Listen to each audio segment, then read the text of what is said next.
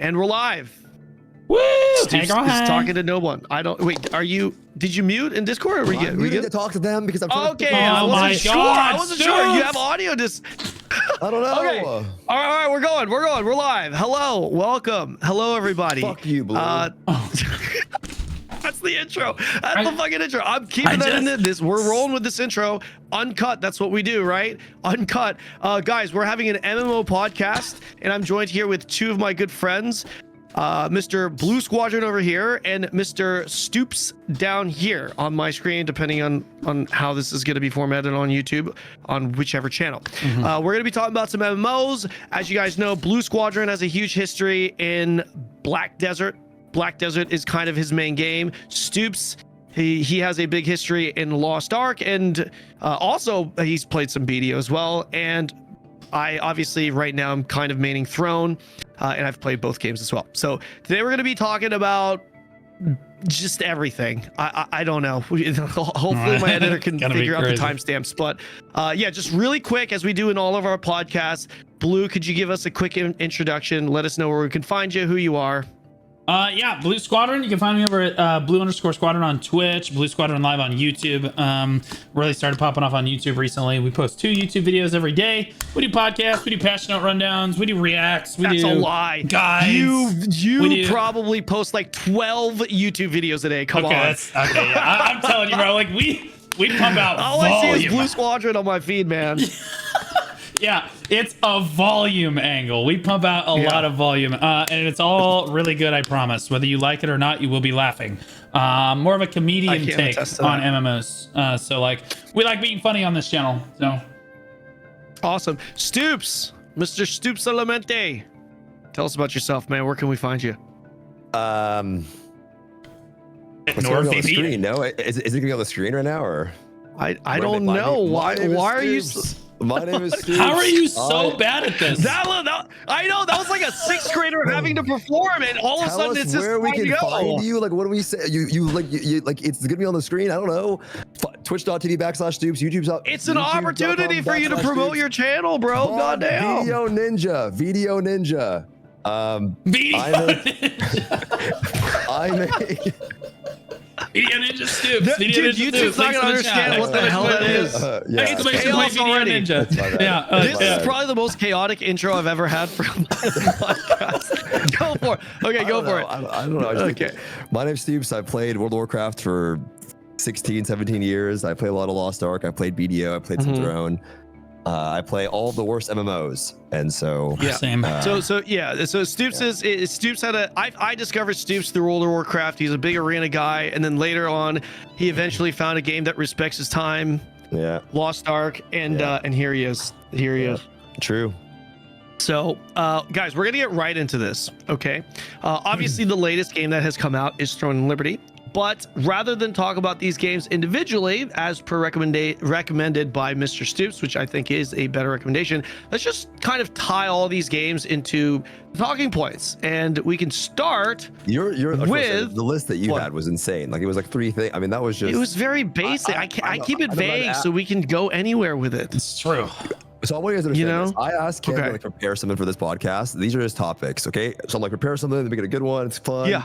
He wrote Lost Ark talk, BDO talk, Throne talk, Ashes talk. That was the points. It was Sir, no shit. Keep it flexible. I do this shit. I improv this shit, man.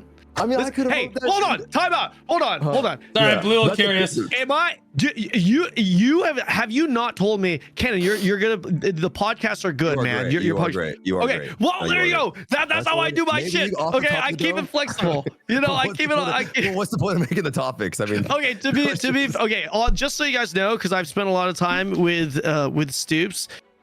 Obviously, like, even at his home, I've stayed at his place. This guy does prepare a lot, but the difference is that is the way I prepare. And Stoopzz, he has like a 23-page Google Doc on what he wants to talk about. It's crazy. I do a lot of prep. Yeah. What about you, Blue? Do you what do you? I have a lot of prep work. I do a lot of prep work. I like doing like production value. That's why we're all on BDO Ninja. But like I like the production value. I also like being able to control other people's computers. In this case, Stoopzz. Thanks for that later. Appreciate you. He's got the Trojan. Yeah.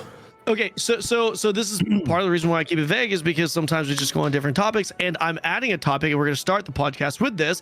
Before we talk about these MMOs, let's talk about a little bit about content creating. Let's talk a little bit about content, okay?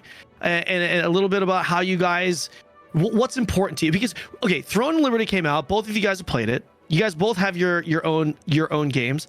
What's your guys' process when it comes to covering your games? Because let's be real here. You know, you have, like, for example, Blue, you have a BDO audience. You want to, obviously you enjoy playing BDO, but you want to also stay within that community, right? And create that content. How do you guys juggle like new games coming in? What do you guys think of these new games coming in? And what's your process when it comes to like the content creating side? Before we dive into the video game talk. Well, my solution is just to work harder. Is kind of just how that works. So like we went from like that. One BDO video a day and then one just chatting video a day to one BDO video, one TNL video. And we've just been kind of doing, honestly, the hard part about TNL for me is that like I'm going from a game like Black Desert I've been playing for 7 years. So I know like everything about it. And so it's really easy for me to make guides, gear reviews, everything I need to do, right? Throne and Liberty, I didn't know anything about it. So like it was really hard for me to try to compete in the creator space or like do anything when I don't have any knowledge on the game. Like I can't make, I couldn't until recently make guides on the game, and I couldn't do like gear help or anything like that. So I've been covering the news and doing like what kind of a throwback to my base, which is like shot calling content, which has been a lot of fun lately. But yeah, it's been kind of a jump. It's my first jump into a new category, which has been a lot of fun, especially in the current state that Black Desert's in. Throne and Liberty has been a much needed rest for me. But Stoopzz, what are you thinking? Because you've done this multiple times. You've jumped into a new category before. This is my first go here, and I'm kind of making it up as I go along. But you're not a virgin to this, so like. He's a virgin to many other things. I know. That's why I said to this. You know what I mean? It's been a long time, guys. It's been a long time. And look at my room. That's his girlfriend, by the way. That is. That's Honed right there. That's actually Hone's character. If you guys don't know that, Hone in your guys is like, that's Hone's character. I don't know if you guys know that, but that is his character. He sent me that. Yeah. That is strange. Also, this is Hone's head. This is my Hone collection. Oh god, he's pulling out a dildo. You guys know that. This is my Hone collection. And then this is the head of his character. Oh, the head. Yeah. Right. Also, check this out. This shit's crazy too. Look at this thing. You're gonna cut this out. I don't know if you're gonna keep this in there. How do I jump into a new category? It's in there now. Oh my god, sexual themes. Sexual themes. What's your process? Honestly, I feel like for streaming, some games are just really boring to watch, and so you can like cultivate an audience for that. But for me, I just look to see if my chat's having a good time. If my chat is having a fun experience when I'm playing the game, my chat's active and it's like memey and fun, then I think for a lot of people, they're going to stick around and watch, right? Because a lot of people, I think like 10% of people actually type in the chat, but a lot of people like looking at the chat when they're streaming, right? So for me, that's what I decide, like how the process is going to be. Like, can I make funny moments? Can there be some laughter? Like, is it going to be like a fun experience to watch? If it's not a fun experience to watch, I don't like streaming the game. Even when I played BDO, when I was going through it, there was a bunch of funny moments that I had, throughout the game, like especially early on. So I just look for those, you know what I mean? Is it a fun experience to watch? Like, are people enjoying the time that, if I like the game, it's fantastic as well. But, sometimes I like a game, but it's just not fun to watch, and it is what it is, Do you guys notice a big bridge between Eastern MMOs and Western MMOs? I like, Kanon, we had talked about this before. I don't really know. It's tough to say. I'll let you know when I play WoW later this month. Like in terms of overall audience, but like, I don't know. I feel like my audience would watch me play just about any MMO that I would want to go to. But as far as audience goes, I don't really think so, but there probably is like a selection of players that really like Korean-based MMOs that are like super grindy. So like, I'm sure that you would know more about this than me, being based in Korean culture like that. Yeah. What about from a gamer perspective though? So for me, it's always kind of felt, and I've talked to Stoopzz about this quite a bit, but it's always kind of felt like you have like the Western MMO Andes, World of Warcraft Andes, and then you have people that like Asian, Korean, Chinese MMOs. You know what I mean? Generally speaking, the characters in the Asian MMOs look better, sexier. MMO? Is there a good one? That's true though. They're based with their characters. Yeah. What's one good Chinese MMO? I'm trying to. The Chinese. Hold on. There is. Give him a minute. Give him a minute. No. I mean, okay. I mean, obviously Terra Slay, but that's more Western style targeted, right? But there was one. I can't think of it. What was it? Revelation Online. Revelation Online. Who? That was a big release that came out a long time ago. Niche game again, but like all Asian MMOs are niche. Like even Throne is niche, right? I feel like it's Korean and then it's just Western MMOs. It's right? pretty much Korean, yeah. But there's other title like the Jade Dynasty that's coming out. Japanese, I guess, but yeah. The Japanese ones are a little bit different, but okay. So we could just go with Korean, right? But like, I feel like there's a little bit of a bridge with the actual player audience, not from like a content creating perspective, but actually a consumer perspective, right? It just seems like there are people that really like Korean MMOs, sexier characters, almost always pay to win, and then you have Western MMOs where it's like less pay to win or not pay to win, you know, like a lot like a Guild Wars 2, but like the characters and you know the theme is not the same. What is Stoopzz? What is your take on like the whole Western versus Eastern MMOs? there are no Western MMOs. You know what I'm saying? Really? Oh, it's a World of Warcraft. What are we talking Guild about? Wars 2, So, like, New World. I think Guild Wars 2 is NCSoft and then published by ArenaMate. Is that what it is, or it's the other way around? Guild Wars 2 Arena is Net. NCSoft, Anyway. basically, yeah. They don't come out. So the reason why They I play own the Korean IP, MMOs, the reason why I play Korean MMOs is they actually release them very often. So you do get more opportunities to play MMOs. So if you like MMOs, I feel like Korean Eastern ones are just more frequent.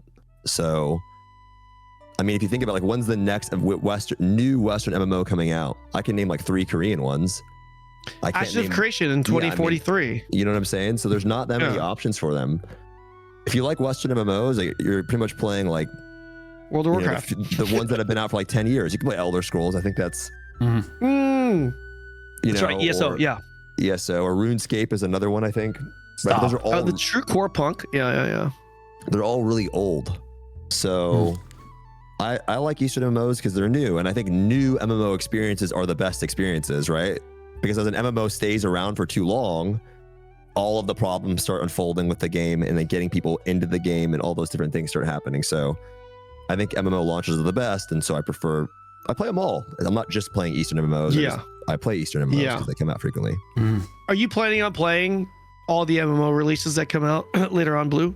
I absolutely am, because I think that like honestly, with the current state of Black Desert, I don't know if it's necessarily a state that you can necessarily just stay in and say, yeah, I'm gonna have a job in a year, if that's all you do. That's basically how it is now.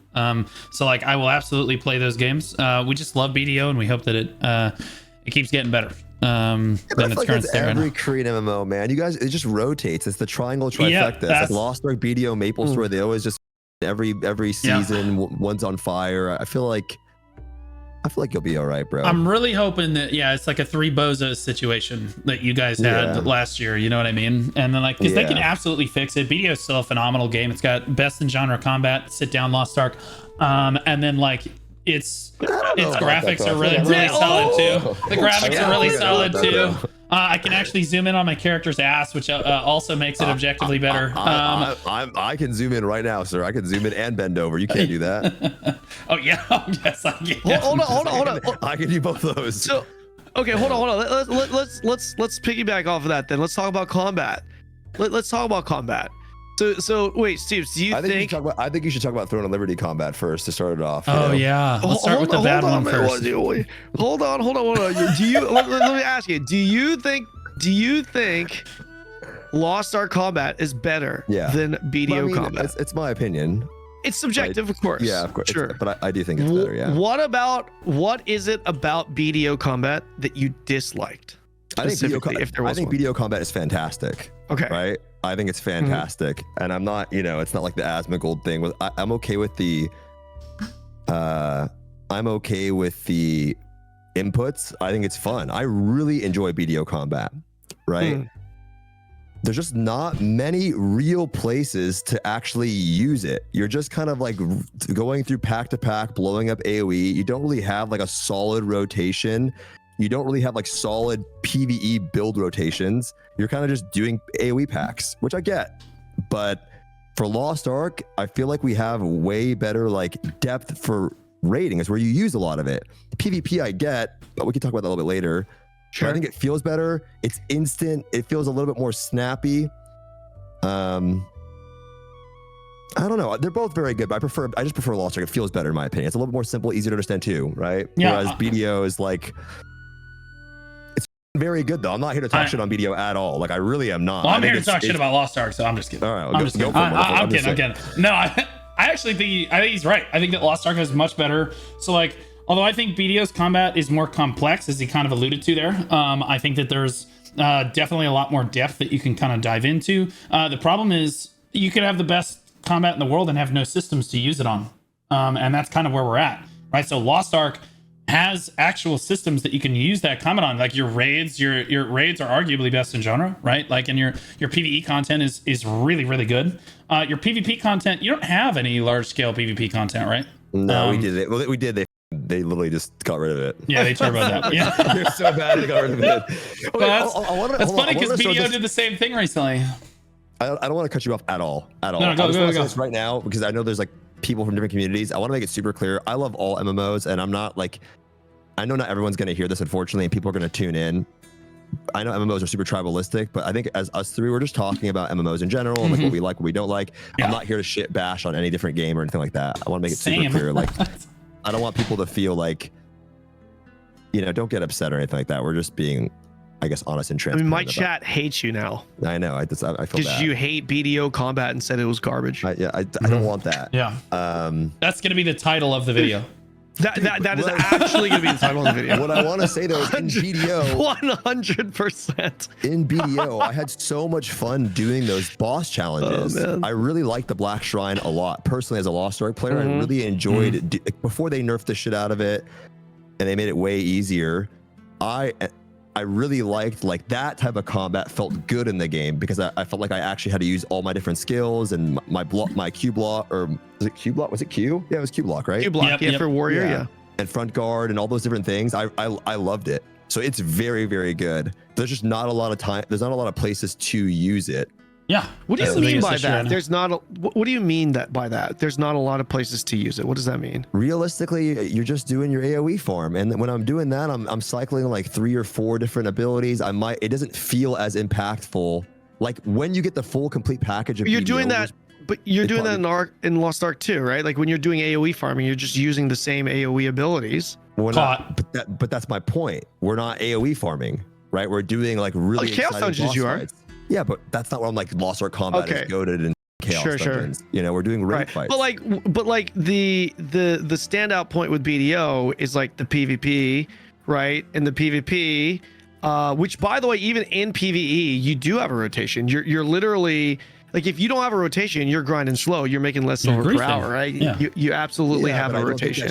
I don't think that showcases BDO's combat very well. Well, I don't think that's the best part of BDO's combat. I think I disagree. I think a reason a lot of people like Black Desert's PvE system and the grinding in circles thing is because it allows them to use the combat that they love so much. Because what they love about the game is that they can see the pores on their characters' boobs, and then of course the combat, and this allows them to express the combat in the game like regularly. It's like cathartic being able to go in circles and grind and do different things. 100%. I love that. And so people love that, but at a certain point, we've kind of gone in a direction with the game where like the PvE content, like even grinding in circles, it's just they're just doing the same mob. They're not making new mobs to even go kill anymore.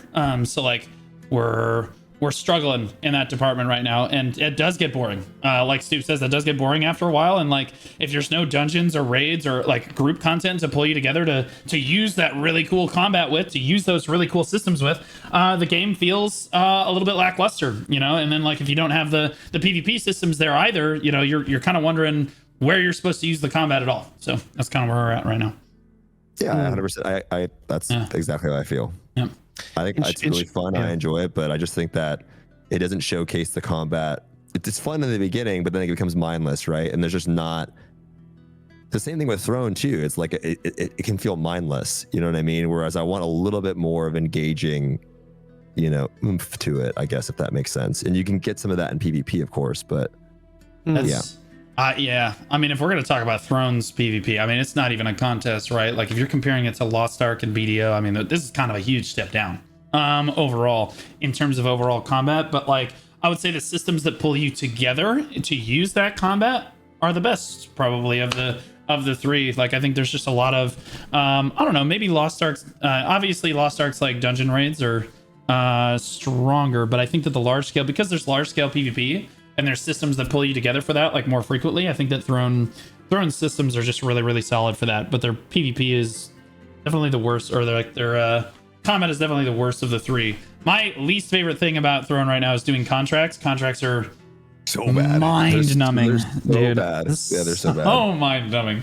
Really interesting. It's funny you guys actually say that, because I feel like that's a reasonable take for people that, again, I know you guys are both playing. Well, I know Blue's playing, but usually people that are playing the game for long hours kind of enjoy the contract content, because everything you do is so group oriented in Throne. It's kind of nice to be able to just do something solo for a change. That is true. I wish that there was more solo stuff, for sure. Yeah. I mean, at the end of the day, contracts are just dailies. It's boring. It doesn't take away the fact that you're literally going, but you can only grab 5 at a time. Oh my so gosh. Systematically, it's bad. You can only grab 5 at a time, and then you go back and do the exact same one. And that was the same shit I shit on New World for. I went to town, I grabbed 5, went back, but I think the same one. But I think the difference is that, again, just the amount of objectively. Sure. I think the difference in Throne is that, assuming that you're doing them actually daily, because it's daily content, you only go back to town once, right? Because it's 10. Like, that content can be completed in literally 10 minutes, 20 minutes tops, right? And you're done with it. So it's like a reasonable amount of time. If it's not, and then you have 60 of them built up for whatever reason, that is despair. Right? Sure. I mean, if you, God, that's what I have going on right now. Like, I look at it and I'm like, fuck, bro. Yep. I don't want to do this. Like, I don't want to do 60 of these. But you have to. And it's that, and I'm not like trying to defend the system by any means, because it's literally just daily quests. Daily quests can get boring, right? I'm just saying that I don't think it's as bad, because like what you're doing on a day-to-day basis, that is such a small percentage of what you're doing. Of course, if you let it stack, it can be despair when you're going through everything, but like, so are Guardian raids and Chaos dungeons that you let stack. This is what I was gonna say, right? The difference is you burn more when you get rested. It's not that they stack up, right? That's the big difference, is that when I let something stack, I just get double the credit on completion. I don't have to do double the amount, if that makes sense, right? The difference say that again. Sorry. When in Lost Ark, you burn more, like you get a rested gauge, so it counts for more, versus the opposite of being able to do multiple. Does that make sense? So the difference is, in Lost Ark, sure, okay, yeah. I have to do 60 chaos dungeons, right? So I think what you're gonna have to do, I mean, I understand what you're saying, but I think for the audience and Blue, I think you should so explain that system. I know what that means, but other people don't, so you should explain it so that they know. Yeah. Right. The big benefit in Throne, which I think is a very good system, is that you don't lose out on any value, technically, right? Like, you can actually play the game, like log on your own time, and then it is 60 of them, but you can do all 60. And if you do all 60 without it overcapping or anything like that, then you get all of what you would have got, which is fantastic. That's just like TNO, yeah. That's what I'm talking. Okay, I thought you were talking about Lost Ark. I was like, well, that sounds just like all good. Yeah. Okay, yeah, we're on the same page. Yeah. Good observation. Yeah. Thanks. Yeah, I'm locked in. He's locked in. For Lost Ark, the rested system, you get 66% of the value, but you burn it as 1. So let's say, I don't know what 66% of 60 is.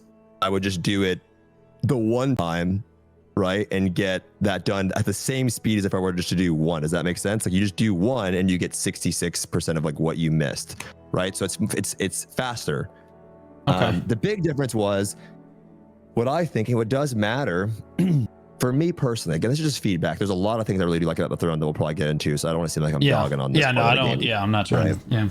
Yeah.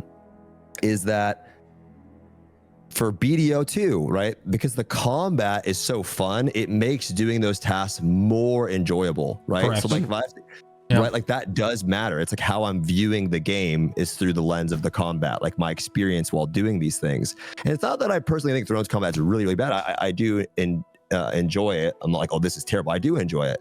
Specifically, I enjoy it a lot in PvP outside of some of the desync and things. I really do.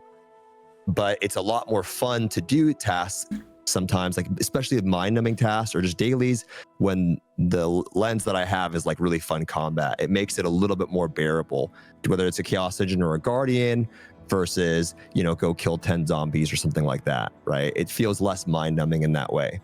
But I do think there's a lot of anti-FOMO things in Throne when it comes to the dailies that I do appreciate a lot. Yeah.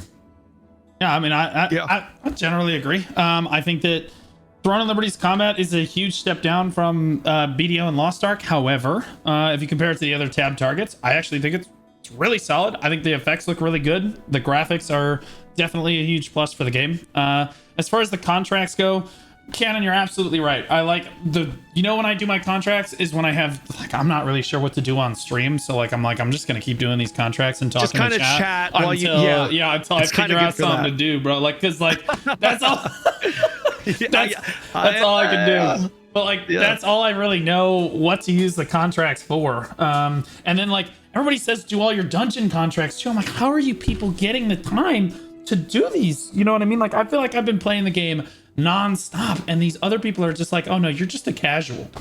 You've only got like 230 hours. Honestly, the reason why I think that's the case, Blue, is because it's kind of funny that's what they say you're casual. It's because the opposite. It's because you're actually doing world boss PvP, conflict bosses, and that shit takes so much time, dude. It does. It will burn you out if you're sitting at Malachar for a hour, dude.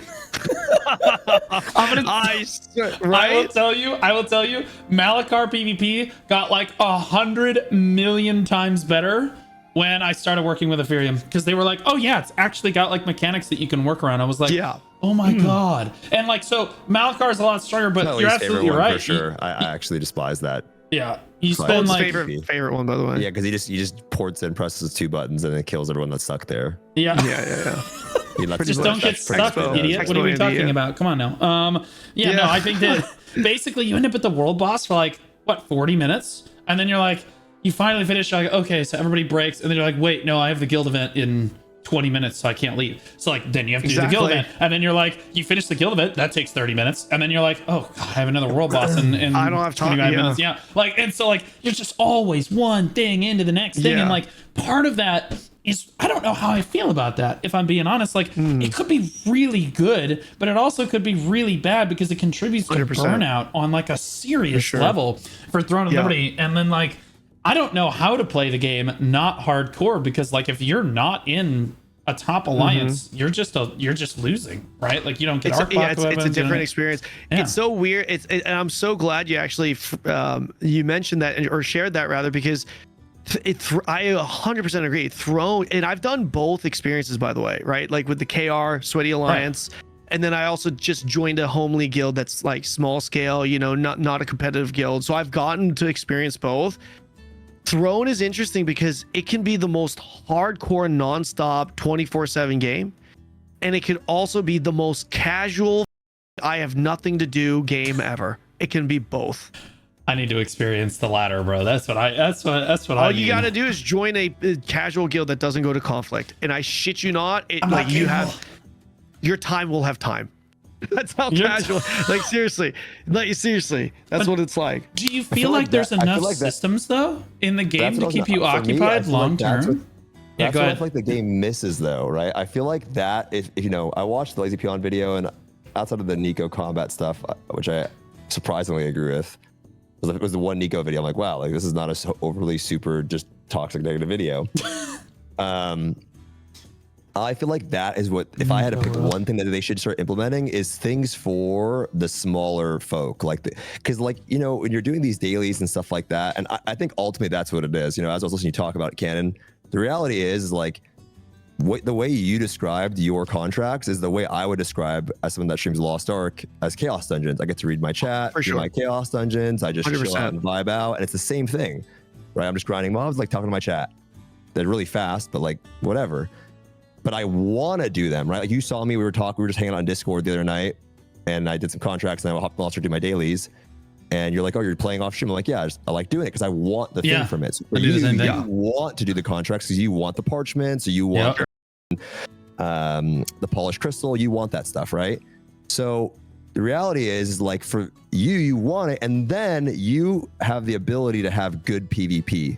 You know, hopefully, right? Like you're gonna go. We have the castle now, and then you can defend it, and then you can go attest for some of these rift stones or boon stones. And so for you, it's like the effort's worth it. Like I'm doing all this shit, so now when we go to compete, I'm there to participate. But for the people that are not able to participate, or maybe they're in too small of a guild, I feel like the game needs to address those people in particular, whether it be through the raid that they're going to add, hopefully in the first quarter of 2025, or maybe challenge dungeons will fill that void for some players. But I feel like those are the people that they need to focus on, because I think if you have good PvP, you have a good experience. If you don't have good PvP and you're not going, and you are a bit more casual, what are you farming for? You know, why am I doing these things? And that's when the contracts will then feel the most mundane, because it's like, why am I doing this shit? And so I feel like if anything, that's what Throne should focus on right now. How can we help these smaller guilds, these casual players? Yes. You can have a casual experience 100%. You can be more casual and play on your own time because of some of the non-FOMO dailies, 100%. But then for what? Like, what am I doing this for? And so I feel like that is what, if anything, I feel like they should focus on the most right now, because that's a lot of people. Not everyone's going to have that good guild experience. Right. No, I think I think Lost Ark, just one thing. I think Lost Ark is what they should look at for this, because BDO, the thing to do in BDO when you want to be casual is just to go life skill. It's got like some of the best professions in the genre, like no question. Like the life skilling in BDO is crazy, and those systems are awesome. Lost Ark doesn't really have those systems as much, and so like looking at how Lost Ark engages its casual player base and keeps people engaged long term without being a hardcore player would be a good thing. And I think that they should take a note out of Lost Ark's book. Sorry, Kanon, what's up? Oh no, I was just listening. It sounded like you wanted. Yeah, I didn't actually. I was listening. No, you're good. Wait, did I say something? Yeah, I thought you said blue, and I was like, oh, I just ran him over. Wait, dude, I said that like. Hold on, are we in sync right now? Yeah. Oh, before, like I said that right after Stoopzz to give you the stage to talk. Okay, I thought you were trying to. Yeah, wow, there's a little. I said that because I thought. Yeah, I thought you wanted to get in there. That's why I said blue. Yeah. Okay, all right. Ninja Link. Do you have like a link or like a program? Stoopzz. So Blue's actually sponsored by BDO. I'm pretty sure that's how it works. Yeah. This shit is up. Code Trojan. I just want to say I'm so happy for you, Blue. Though I know that you been going super hard at streaming, and you've grown a lot through. Which honestly, going through Korean games is super difficult. So I'm very proud of you and happy for you that. Well, you've done, seriously, thanks. I'm really scared. I'll be honest with you. I'm at a transition point in my career right now. I feel like you'll figure it out. BDO's kind of in a position where like, okay, I can't like make a living off of just BDO anymore, even though it's like my favorite game of all time. I love it. And I want to keep making content for it, but like I don't feel like I can comfortably stay there. Throne and Liberty had the opportunity to come out, and I took the jump. And like it's really hard going to a new category for the first time. Like you're struggling with typically lower viewers. Your subscriber count dips and stuff. And but like I think that I'm scared. I'm terrified, but it's working, and the YouTube's doing really well. And like obviously I'm uneasy, but like I've got other stuff going on too. But like I appreciate that. We're doing our best. We be trying. You're too good to not. I think you're too good to fail at it. Yeah, I think so too. I don't know. We'll see. I'm not trying to glaze you, but I do think that this is very true. At least from my experience, I do this for a long time. It's like you get a lot of confidence when you're doing really well, but I feel like more than anything, it just it doesn't actually get rid, but it doesn't get rid of the fear, or it sounds so cringe, but you don't like overcome those fears that you have when you have a lot of success. You just like don't think about them because they're not there. But it's when you go through the shitter is when you learn how to manage those fears. You know what I mean? So I think if you're going through a little bit in your world, that is what's going to make you a lot stronger and confident as a creator. You know what I mean? For me, I'm like, I'm always going to figure this shit out because I've done it a bunch of different times. But dude, I still get it now all the time. So what you're feeling is super normal, bro. Like, okay, well, that's good because like you'll be all right. It's a stressful time, and I'm like looking at like shifting my content and doing different stuff with it. You'll be all right, brother. You'll figure it out. Trying to pull it out. So like, yeah, it's been kind of a crazy ride. And Kanon, if we look over at your career, you've invested a tremendous amount into Throne and Liberty. Like you played it in Korea, then you played it in the open beta, and like you wanted to be. I remember when it came out, like you were still playing BDO when you started talking about doing Throne and Liberty for the first time, and you asked me about it, and I was like, well, yeah, I'm planning on playing it, but isn't it coming out in like 2 years? What are we talking about? And and you were like, yeah, I'm getting ready for it, man. I'm gonna go do it. I'm gonna be in on this train, and like now you're finally seeing that like really big surge of success in your career. So like, how's that been, kind of riding that wave? Because it's been kind of huge, you know? Yeah, well, I mean, I appreciate the question. It was it's been obviously great, right? It's like the thing is, what I respect about you the most, Blue, is your bald ass head, man. That thing is just shiny as hell, man. I swear to God. That shit is crazy. That shit crazy. It is. I had to mention it. But no. The thing I respect about you the most is your work ethic, because I'm very much the same way, right? Like we take our job seriously. We try our absolute best. Not to say Stoopzz is lazy. Stoopzz also works very hard. He puts a lot. Stoopzz puts more thought into his live stream. Like for me, I try to put a lot more thought into like, well, I try to do both, but especially with YouTube. Throne has been like, just my approach to content in general is like, this started with the Lost Ark days. I had success and I figured out a way to grow on a game launch. And I was like, you know, it's very clear to me that I will eventually stop growing, and I don't want to be locked to a specific game. So my strategy has always just been to like, I don't want to be known as a Lost Ark creator. I want to be known as an MMO creator. So if I want to be known as an MMO creator, I have to cover every MMO, and it's kind of difficult to do this, but like, I felt like the best way to separate myself would be to play these games extensively, even though it would take a long period of time. And that was just kind of my approach. And to be honest, I was kind of hoping I could get you. The reason why I talked to you about Throne before, like 7 years ago, is because I was kind of thinking, and I even talked to Flowers too. I was kind of like, man, like, you know, I feel like if we can all get into this early, we can kind of create this potentially a streamer ecosystem within the category. Right. Oh, we're about if you're in there early, because I saw it happen with Lost Ark, and it's a big reason why Lost Ark, it still has viewership today. You know, Stoopzz still has viewers. You know, Saint still has viewers, and that's there. And a part of that is because the streamer category was very supportive of each other. You know, and even BDO, you guys have a streamer ecosystem. And I was thinking, you know, if Throne is going to be the next big MMO launch, not big MMO as in it's like the next WoW, but like objectively speaking, in 2024, it was the biggest MMO, right? Launch, new title, not expansion, for sure, right? So like for me, it's like as an MMO creator, I have to jump on that, and I just wanted to do the best I could to be prepared for that. And yeah, I spent a lot of time, a lot of money, and a lot of effort to try and position myself for that, and it's been paying off, you know. So it's been a great ride so far. You were saying that I was working hard, and then my whole chat was calling me lazy. I want you to know that. Oh well. What are you drinking on right now? What is that? It's just coffee. That's a big ass cup of coffee. Holy that is shit! Insane. You have a glass, bro. That's how they drink it in Korea. That's how they do it. You know what I mean? No, actually, no. You actually drink coffee in dog bowls in Korea. What? Oh, interesting. Well, I will say there's a dog god in Korea. I don't know if you know this. It's like they worship dogs. I didn't. Not gonna make that joke. We're good. I'm not gonna make that joke. We're good. I'm not gonna make that joke. We're good. Okay, so there's a guy in my cat channel named Sherman, and he says that you have a small penis. His name is Sherman, and he said that you have a small penis. Yeah, the only reason why he knows that is because I was with his mom last night. He said your content sucks, and you have a small penis. Yeah, I mean he's bitter, and he's bitter. He knows that because I was with his mom last night. And joke's on you, man. It is small, but it's got the girth of a cheese wheel. So yeah, deal with that. Okay.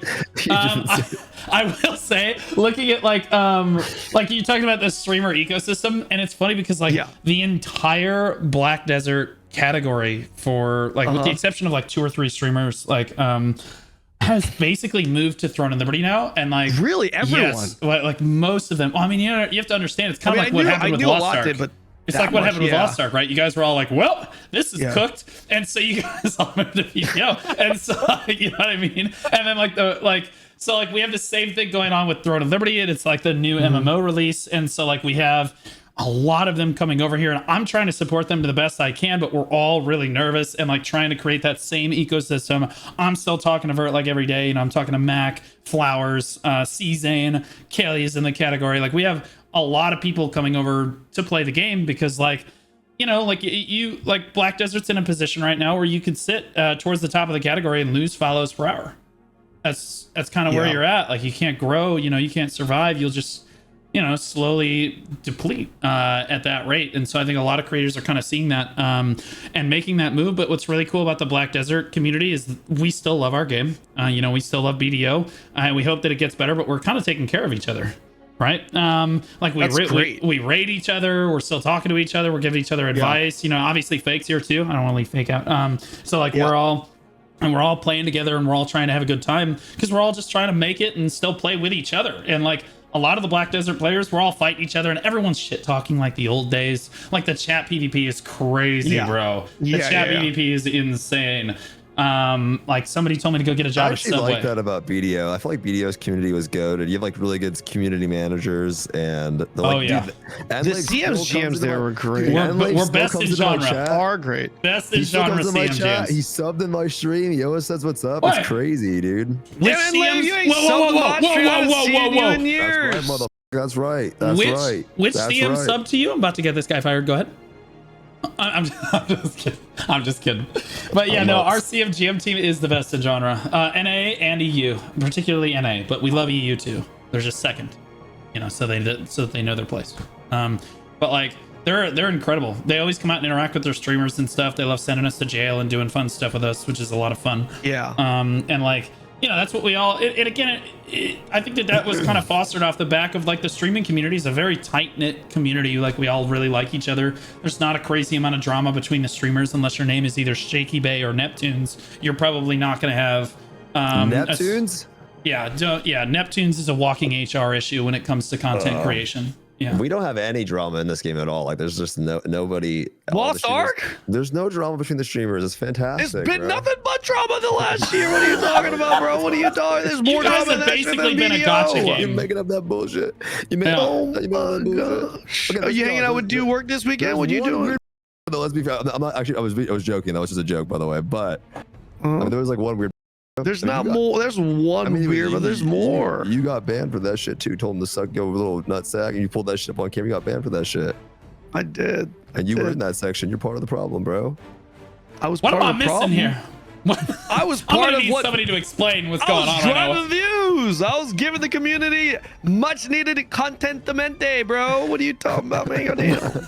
You got banned. You got banned. Yeah, I did. I got banned for telling on Twitch. On Twitch. Oh, Twitch. Shit, yeah, I told him to lick my Asian nutsack, and Twitch didn't like it. And there he goes again. Got him again, boys. He did a Viskers. You know what the Viskers emote is? The Viskers, yeah. He grabbed. Give him a Viskers, chat. Give him a Viskers. No, they're doing it right now on my stream. Yeah. That's insane. You know what Viskers funny. is? I feel like you don't know about this emote game. I'm gonna be honest, because whenever I message you, Blue, you message me like the emoji hearts and shit like that, like my mom does. What the hell, bro? Why you gotta call me out right? He's leaking DMs right now. What are we doing?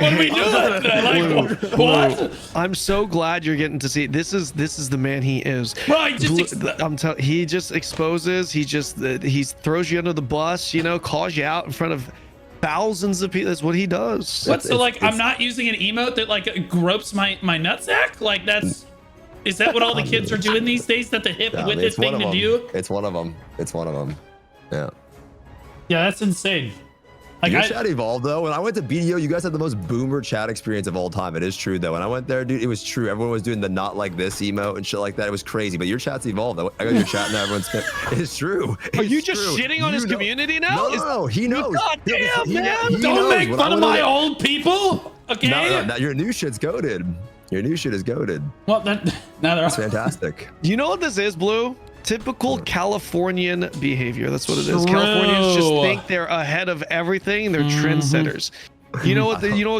Californians also think they're the main character. Stoopzz has a little bit of a main character syndrome. Yeah, He does. You have that. Yeah. You'll be taking out prime subs in the middle of a war. You out there, we're sitting out. No, but it's true. I apologized because I didn't realize I was I'm in the middle. muted. And we're I'm in the middle. Shit out. Yo, point C, point B. Yeah. Yo, turn around, point 1. Yeah. Turn around, they're jumping us. Yo, thanks for the 5 gifted, bro. I'm in the middle of cussing out some like e-girl for not being in the right spot, and Kanon's like, yo, thanks for the prime gifter, man, appreciate you. You know, like, what are we doing? Like, come on, lock in, Kanon.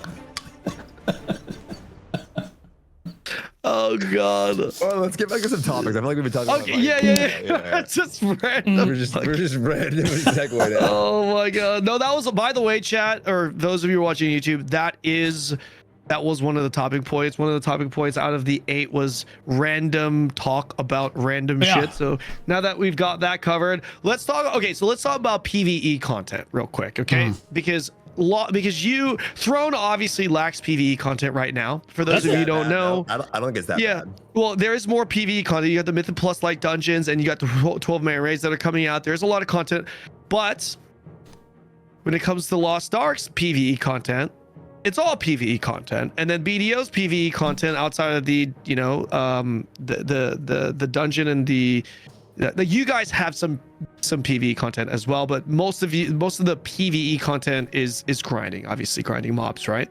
We love our circles or geometric shapes. Yep.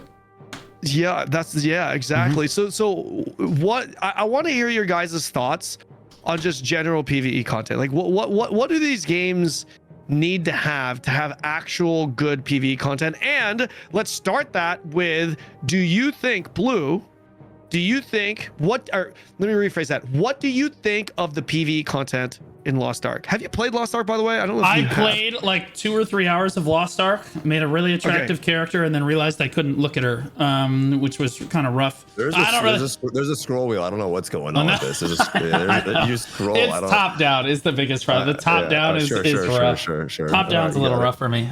You got it. But it's got incredible combat, so I like it. I can't comment too much on the PvE in Lost Ark, but I can in BDO. Okay. I'm gonna have the hot take that I actually like grinding in circles. I know that BDO players, it's like a common thing to complain about, like, oh my god, they just want us to go in circles for thousands of hours. I think that like secretly, pretty much all BDO players unanimously actually like that. They just don't want to tell anyone. Like part of playing BDO is like complaining about the game, and so like that's what you complain about. So, but it's again, like every game. Yeah. I just want to piggyback what you're saying. The running in circles thing, grinding mobs, bro. That's Korean MMOs, man. It's grinding, and like Maple does it. People play that for exclusively that. I know it's a small niche game, but it's true. Yeah. And I don't like. I'm okay with the grinding in circle thing. I think it's and I think game. Like, I'm not hating on that at all. It expresses, like I said before, it expresses the combat in a really like meaningful way. That's the big thing. Yeah, like people really, really like to do the combat in the game. Just feels so good, and like that helps them like do the combat as much as they possibly want, in order to make Black Desert great again, if you will. Like my hat implied before, is I think that they need to transition. They need to keep doing that content, and that's good. Like they're coming out with new Land of the Morning Light grind zones. Finally, we're gonna have some new grind zones, which is awesome. But like they need to push past this. They need to give us some in-game PvE content. I would love to see large-scale PvE content, like 20-man raids would be incredible, and they thought about doing that. They recently came out with like the guild boss splits. There's these 5-man like party boss splits, and they're actually really good. They're very challenging, super rewarding. Like the mechanics are really, really solid. You know, it gives you that feel of like, I hate to say it, but like a Destiny raid is the closest thing that I can. Yeah, it feels really, really good. It's not as good as a Destiny raid, but like it's still, the mechanics are there. Everyone has to be doing their jobs. There's a reason to come together in the game. That's cool. It isn't PvP. That's really good. That's the direction that the game needs to keep going in. They can keep coming out with new grind zones. That's amazing. But in order to improve the game, I think that they need to add large-scale PvE content or group PvE content that, you know, like dungeons and stuff. If every expansion they came out with another dungeon, I think that would be a healthy step in the right direction. But they just refuse to do that. Good. So okay, so they're not they're not actually adding to PvE content right now. What is the direction that they're going in? Well, honestly, like again, the guild boss blitz was really, really good. And they said originally the plan was to make it a 20-man boss blitz. And we were like, oh my God, yes. And then they said, no, it's 5-man. And we were like, oh, okay. And so they told us the next expansion is going to have like a 100. So yeah, 20 is a lot though, like, right? Like I feel like in practicality, 5's not bad though. Yeah, but like, you know, for a game that has best in genre combat like this, dude, a 20-man raid might go so hard, right? Or even just like 5-man dungeons like regularly would also go super hard. Like actual dungeons that you can run through. Instead, what they told us is that the next expansion is going to be kind of Mountain of Eternal Winter Part 2. There's going to be like a 100 floor like dungeon arena thing where like a tower. That tower. Yeah, like the tower like defense dark tower shit. Yeah, that thing. And like, I don't know how I feel about that. They've been promising us this for like 5 years since like Sakraya came out, or like Underwater came out. So like, I don't really know if that's necessarily going to happen. Then they talked a little bit at the last ball about how they're going to do the Demon Land after that, and that's going to be the way they describe that. Kind of describes it as like the open world dungeons in Throne and Liberty. And like, okay, I think interesting. I think that BDO could do that and like bring people together for open world dungeons with their combat and make it PvP zones too. And like have you burn Agris like super quickly on killing the same mobs. That would be sick. That would be. They could do a lot with that. Again, like fact is it's a great game. We want to see them push in the right direction with it. But like currently their direction for PvE is kind of just like they're just gonna release a new grind zone. We're not sure. I'm sure that they'll keep releasing more boss splits, but I'm not sure. Like, we've heard nothing about the 4th dungeon. We have heard nothing. Like, the demon expansion is like 2 expansions away. So, like, we're struggling right now. And since they've taken away our PvP for the most part, people are struggling with motivation for the game, like looking at the end game. But, like, that's kind of the direction that I'd like to see BDO's PvE head in. So. Okay. What about Lost Ark, man? What do you got? What do you think, Steve? What direction would you like to see Lost Ark head in? For PvE content? Yeah, I mean, that's all there is in the Lost Ark. So. I think, well, just to touch off of what Blue is saying, I think that PvP is a niche thing, right? Ultimately, it's just it is niche. This is coming from someone who exclusively made WoW PvP content for 7 years or 6 years or something. You're a juicer. What was your peak arena ranking? Well, it's rating based, so it scales from season to season. But rank 1, and yeah. Well, if I told you I was 3,200 rated, that could change. Right now, the peak is 2,400 people. Okay. But yeah, I got rank 1. I have 8 or 9 classes I have Gladiator on, and then I got rank 1 on Warrior. So I've been top of the ladder on different classes too. So wait, can I just ask you a random ass question? Yeah. This is just completely unrelated because I've heard mixed things. Yeah. Bajheera, when I played WoW, I want to learn PvP, right? When I played WoW, I saw, hey, who do I look up? Bajheera is known as a warrior, right? Is he good? Yeah, he's pretty good. Yeah? Yeah, he's not bad. Who played a better warrior, you or him? Oh, this is awkward. This is gonna be awkward. This is crazy. I'm gonna answer that question. Oh no! Come on, answer it. You kind of answered it with that smile, motherfucker. That season I played. So here's the thing. I'll say this. Bajheera has played Warrior way longer than me. I always took pride in playing every class. So people say I'm a bottom reroller. That's absolutely true. I always reroll 2 different classes. But the reason why I did that was for streaming and making videos. I wanted to make guides on every class. So I didn't only play Warrior. I played a healer for years. I played every class, and that was my goal, was to try to get good at everything because I enjoyed it. I got bored. You know what I mean? Like in Throne, I want to reroll the bow because I'm just bored. And everything, I just get bored. In BDO, I love the class swap system. So I want to reroll. So in that season, I ranked higher. Yeah. Okay, no, but like, who is the better warrior player? He's gonna press you on it. This is gotcha journalism. He's gonna gotcha you right now. If the United States of America had an Olympic Games and they could only choose one player, it wouldn't be me or Bajheera. No. But for whatever reason, Magnus or somebody else. It wouldn't be. But it's just you two. It's just you two as the options. Who do you think would get the call? Bajheera. Oh my God, he was honest. That's crazy. Really? Sure. Yeah. Be honest, man. Be honest. It's okay if you think you're better. I don't know. I would. Okay. All right. That's All right, that's how good is who's the better player, Peekaboo or Venruki? Sorry, I know you guys don't care about WoW, but I genuinely want to know. Peekaboo. Sure. Is he really good? Now. Yeah, he's really good. He's very good. Is he the best? Yeah. Would you say mainstream streamer in terms of like right arena now. PvP? Yeah, right now for sure. He plays Rogue, right? Yeah, but Venruki like isn't really compete anymore. Like there's a big difference between like me and like being good on a ladder and someone that's competing. Those guys are on a different level. Really? For sure. 100%. Oh, really? 100%. So Zaryu as well? Zaryu was really good. He never competed, but he was really good too. He doesn't do arena anymore. But so really real quick, top 3 bet. This might actually have to be the title of the video. The top 3 best mainstream streamers in World of Warcraft. Sea-Doo, Peekaboo, and I don't know a third one. They don't stream. Sea-Doo and Peekaboo. That's my point. Sea-Doo and Peekaboo. So for clearly I do. No. I'm saying the general people don't care. Dude, Zaryu grew infinite when he stopped streaming arena, and he knows that. That's my point. A lot of people don't care about PvP. Right, that was the whole point of this. So with BDO, you asked about Lost Ark PvE. I'll get back to it. For BDO, they're in a difficult spot. The reason is they know their game is niche, and so they're trying to figure out how they can incorporate PvE content that will apply to everyone and be applicable for everyone. But what does that do? It takes away from the PvP development. It takes away from making class balance is super hard.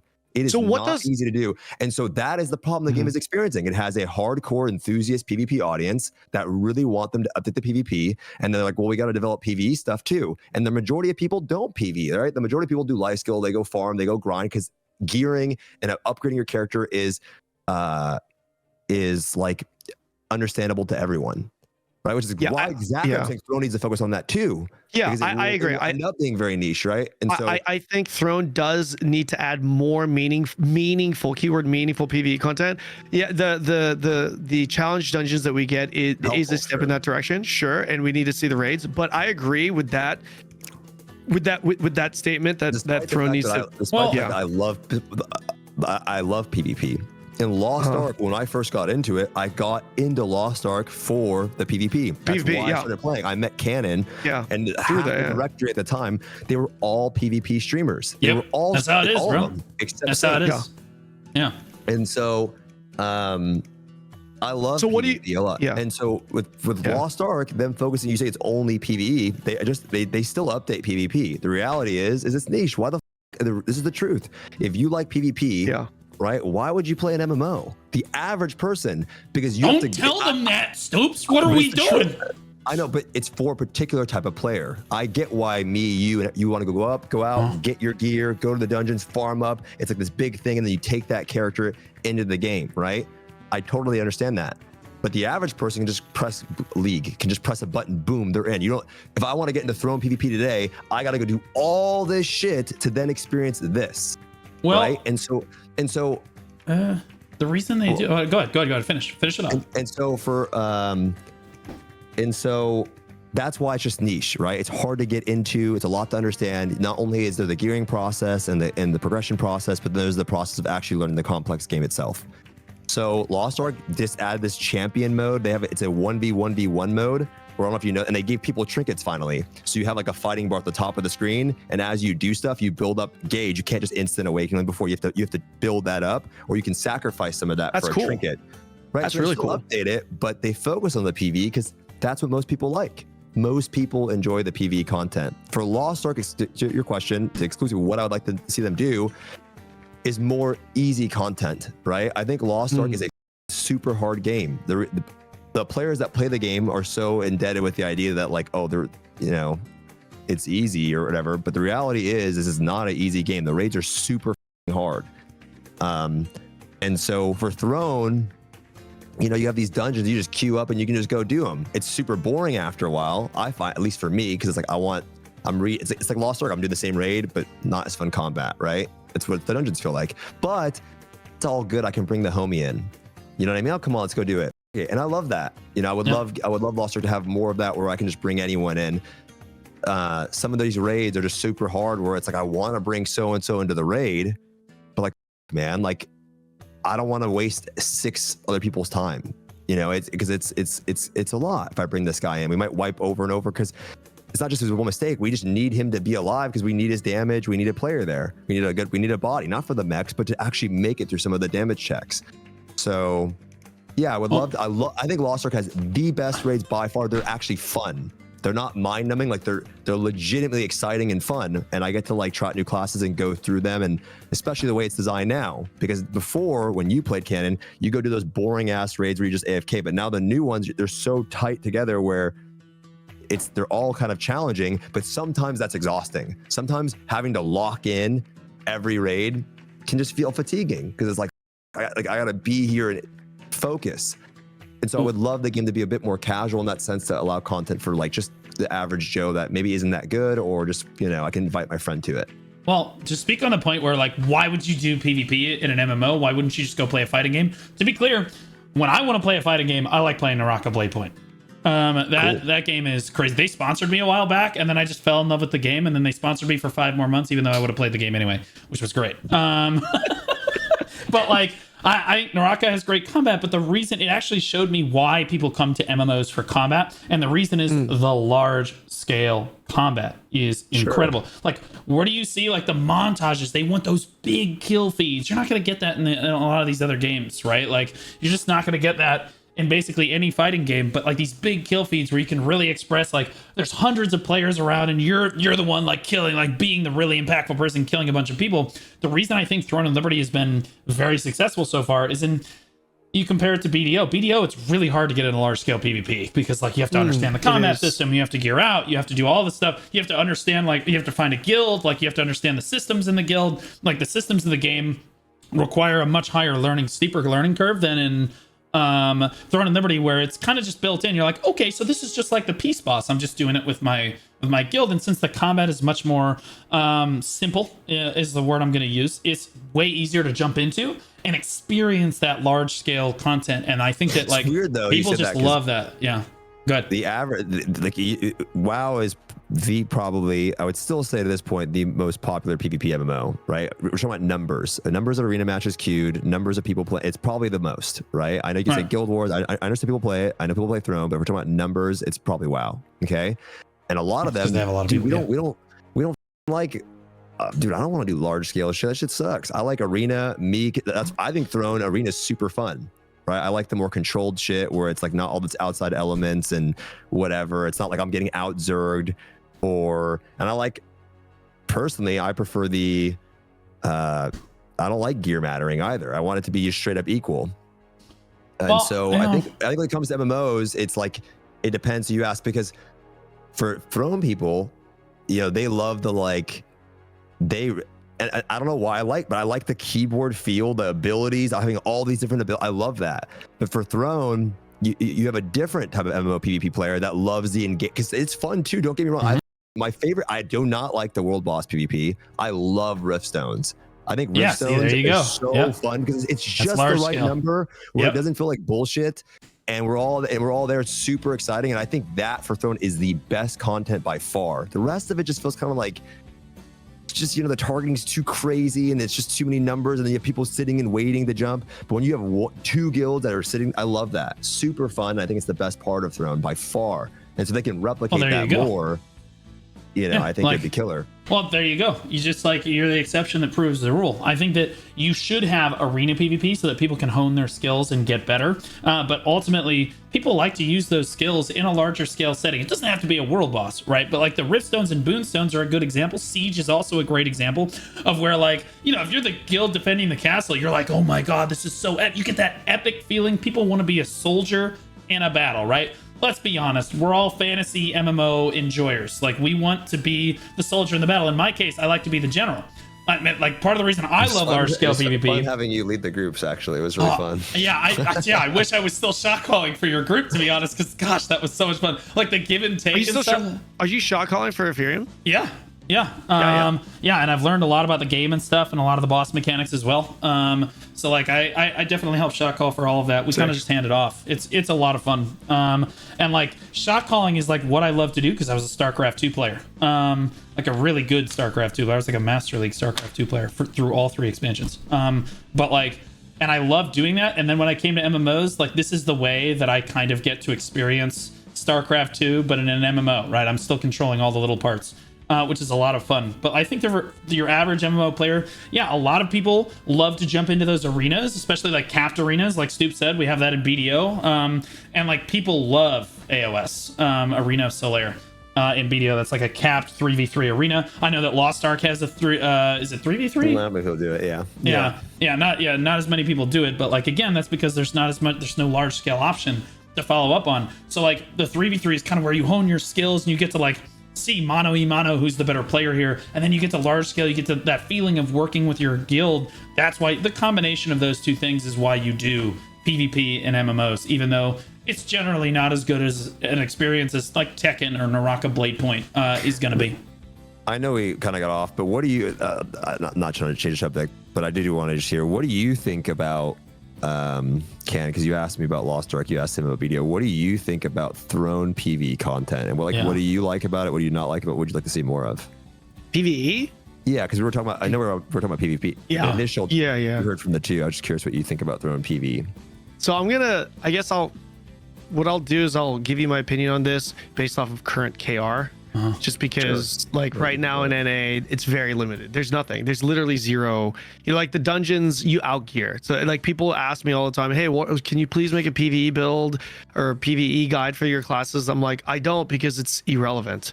Like you get a little bit of gear. If you're at 3k gear score, you're just gonna burn through the PvE dungeons. It's like it doesn't matter what class you play, what gear you're wearing, what skills you use, you're just gonna burn through it. It really doesn't matter. So there's no guide that you need for it. So the current global version, there's no PvE content. There's more coming, and later on, like right now in the current KR, it's a lot better. I think it's a big step in the right direction with what they do with the challenge dungeons. Because what the challenge dungeons did is essentially, one, it made alts completely obsolete, like the need to have alts. Because the purpose of having alts is to farm more items and dungeons to sell for Lucent. But now you don't need to do that. You can just do challenge dungeons infinitely. It's not capped. And the materials you get from challenge dungeons, which are the Mythic Plus like dungeons, you can just sell that for Lucent, right?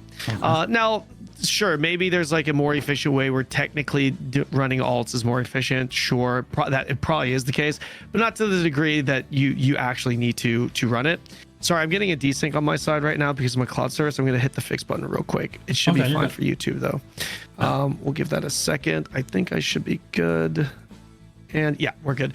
Sorry, where was I? Yeah, so the PvE content in KR, I think the challenge dungeons was a step in the right direction, because not only did it give uncapped content, but also the dungeons itself they're actually a big challenge, and they're very fun to participate in a small group, a party, if you wish to push the bounds, right? Like you don't have to get to tier 30, which is the highest tier. You can do tier 15, which is also very challenging. And then just stay at tier 15 and grind that over and over again for the materials. Or you can push and try to hit tier 30, which is the highest level, and also get ranked. So if you're a PvE Andy that doesn't want a PvP, but you need incentive, ranking incentive, and you need incentive to build your character, then that's where it matters. You do need to start building characters. Your comp does matter. Yeah. These things all matter in the high tier dungeons. So that's like the first glimpse of the PvE direction that we're kind of getting, but I don't think it's good enough if that's all it is. So I would like to see what the raids feel like, the 12-man raids feel like in January, which is going to be significant. And NCSoft has made very clear that they are going to continue making a big focus on the PvE. And that's something that's been called upon. Now they say that, and then the next some of the content that we're getting very soon, I think we're actually getting this week, is like the 24. Blue's probably going to be chopping at the bits here, but you're probably gonna be really excited about this. But they have a 24/7 PvP island that's coming out this week, and that is where you go to primarily farm mats to increase your artifacts, which is the new vertical progression system that they're adding into the game. So it's more PvP. They have a 24/7 PvP battleground, a PvP island that you can go to farm, and they also have I think 20+ man PvP battlegrounds that they're also adding and working on. So like the content that's ahead, it's just like, bro, let's go. It sounds so good. I guess the kind of the opposite of BDO right now. Like everyone's actually really excited with what's in store, but it is kind of like a 50-50 between PvP and PvE. If we're talking about PvE, I would like to see more on that front, but we'll have to see with the raids. It's hard though, because like you have to, they have to. That's the challenge for any game is you got to develop content for your current audience of what people enjoy, and you foster your current audience. Whatever content the game has is the audience you're going to foster. So for example, for Throne, if you're a PvE Andy, you might have quit by now, right? Like this is just, I'm bored, right? But so then you're left with what does the game offer, which is PvP, right? So now they have to balance the content for the people that are currently playing with the ability to try to bring in people that like PvE. You want to get those people back, And so how do you juggle that? And that's really difficult. That's what BDO probably has to go through, is like, how do we balance the things for the two different groups of people? And that's the hard part of any game. I'm actually curious. I'm going to ask you guys a little bit of a pivot, but like there's a really controversial topic that I see brought up on Reddit a lot, and I know that people would love to see us discuss, and I'm curious what your guys' opinions on it for Throne and Liberty. There's an eclipse function in Throne and Liberty where the lead, like the person with the most kills on the whole server, can essentially force PvP on... It's kind of supposed to be used on world bosses and open world dungeons, right? Like, so like you're basically using them on peace bosses, what would normally be PvE bosses. And so like, this is a super controversial issue. A lot of people don't like it. A lot of people like that use it do like it. I personally had it used against me with Kanon. And then like, cause you guys were in the other alliance and you guys had the time. You go nighttime and you jump people and shit. And now we're using it in Ethereum. And so like, I've had it both ways, and I'll give my opinion first. I think that Eclipse needs to be reworked. I don't think it needs to be removed from the game, but I do think that it needs to be reworked to something that is more reasonable. I think that people having their PvE bosses interrupted is a little bit too demoralizing, and it doesn't really help very many people on the server, except for the biggest Zerg. So like, I think it kind of needs to be reworked overall. I'm curious what your guys' thoughts on it. Kanon, you used it basically all the time. So like, what's your opinion on it? So just to be clear, the eclipse, the way it works is it turns the world into nighttime, which turns open world dungeons into PvP. So it's not all peace bosses that turn PvP. So Mordecai peace is just going to continue to be peace. So essentially it's applied to all the open world bosses that are in open world dungeons, like Menezerok, Juno Boat. The big one is Juno, because Juno also only opens when it rains. So just to be clear here, with that's how that function works. Now, here's my take on this. I think reworking. I think it's important to understand that using it for the open world dungeons is absolutely intended gameplay. And if there are guilds that are using that system, they are 100% within their means to use it. Yes. And if you don't like the system, that is NCSoft's fault, not the guild. Because the reason why is because it's intended gameplay. And I know people are talking about Ethereum here, as well as my guilds. If you have the opportunity and the ability to get a world boss drop exclusively for your guild by calling that and PvPing for it, that is your right and ability. That is intended gameplay, right? So I'm not saying that intended gameplay is good or bad. I'm just saying that I don't think it's right to condemn the players for essentially doing what's intended gameplay. So I think personally, it's totally fine to rework it if you wish to. I think it does kind of add some spice to it. But maybe if you increase the cooldown from 12 hours, which by the way, you can use it once every 12 hours. That's important context as well.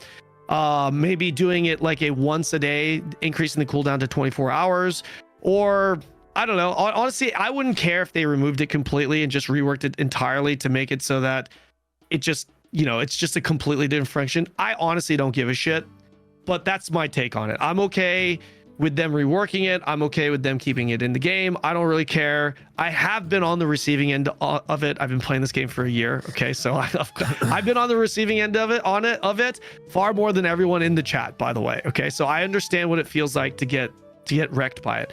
And I don't, you're asking my personal subjective opinion. I don't care, but it is absolutely intended gameplay. And that's what it is. Oh, it is. Yeah, I'm not arguing that it's not intended. Like this, the developers created this feature so that you could lock everyone else out of peace bosses. That's literally what it's for. That's what the Eclipse is basically supposed to be used for. So like Kanon's absolutely right. Like you're not really like, you need to get on NCSoft's case, I think, if you're gonna get upset about the Eclipse, and a lot of players are. Stoopzz, what are your opinions on it? I think it's a classic case of just this is no, in these types of games, no one likes to be on the receiving end of something. That's just what is the eternal balance of World PvP. World PvP is not fun if you're getting shit on. No. It's just a fact. So you know what I true, mean? though. It's just not fun, and that's why I was fun with you, because you're like making it fun when we're losing. Yep. But the truth we were is, losing. I don't know what you mean. I just gaslight you into winning. We won. But, yeah. That is what it is, right? When you're getting shit on, it is just not fun. And so if it wasn't this, I understand you could fix it. Sure, you can make it so people can't make it go. No, I get it. It's a peaceful boss, and then you're making it into PvP, and I was just showing up for a peaceful boss. I get it. But I think in general, you would be like, oh, well, now it's like, oh, these two guilds are zerging us, and it's not fair. And that's what it is, man. It's you can try really, really hard to balance out World PvP to make it feel fair. And, you know, that's what you guys are actively doing on your servers, right? You're talking to other guild leaders like, hey, how can we make this the best experience for the people here? But the reality is if, you know, when you're on the receiving end of a loss, you're really trying to make it seem like you want to make it to where it's as even as possible. So it's even fun when you lose, but just losing isn't fun. And so that is the downside of World PvP, right? To continue on that point, I agree with that take. However, what I would add to it is it's a bad experience if it's like if you're getting absolutely shat on. Yeah, of course. Excuse me. If it's a fight that you feel like you can win, even if you lose, I think it's I think that's 100%. Okay. You want to try to create that, but you can't. You want to try and create that. So let's. I'm glad you brought up this subject, because I kind of want to segue into this next topic, which is kind of similar, which is the zerging in Throne and Liberty specifically. This is something that I have been concerned about since before the global. Yo, Janice, thanks so much, man. I appreciate the raid, buddy. You're an absolute specimen. Guys, go give Janice a follow. He's the best dancer in the category. Off by the zerging, because exactly what Stoopzz said. If you're on the losing end, it feels bad. And the reality is that on every server, majority of the players are going to be on the receiving end, right? Because it's one alliance, essentially, maybe two, that run everything, which means the rest of the folk are not going to be able to do this, right? So my chat and my community, we were talking about some ways that they could potentially combat this, which, by the way, this concern Amazon is aware of, because I've personally talked to Tico and the team when I was down there in Seattle about this directly. So they know. And Tico, the guy that's kind of in charge of talking to NCSoft on our behalf, the guy plays a lot. Like, he actually knows this game quite well, which is fantastic. Anytime you have a point man like a hardcore, like a Henry, right, in Lost Ark, that knows what they're talking about, and also Bojo Tom's playing a lot, you know. But some of the things that we were talking about was a lot of people in the West seem to prefer to remove alliances. They seem to prefer to be like, hey, let's just do, like, why can't it be GVG type of system? The alliance system is the problem. Now, granted, you know, having alliances is great for something like Siege, which you guys are all going to see very soon, because it's such a large scale event.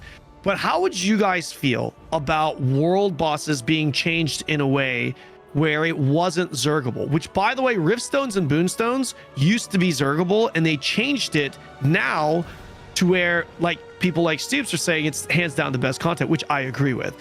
What if they made world bosses that way? Because if they did, that means all zerging content is essentially gone outside of Siege. Well, and the Golem. You mean like people would declare for like conflict bosses? I don't know I don't know how it would work, but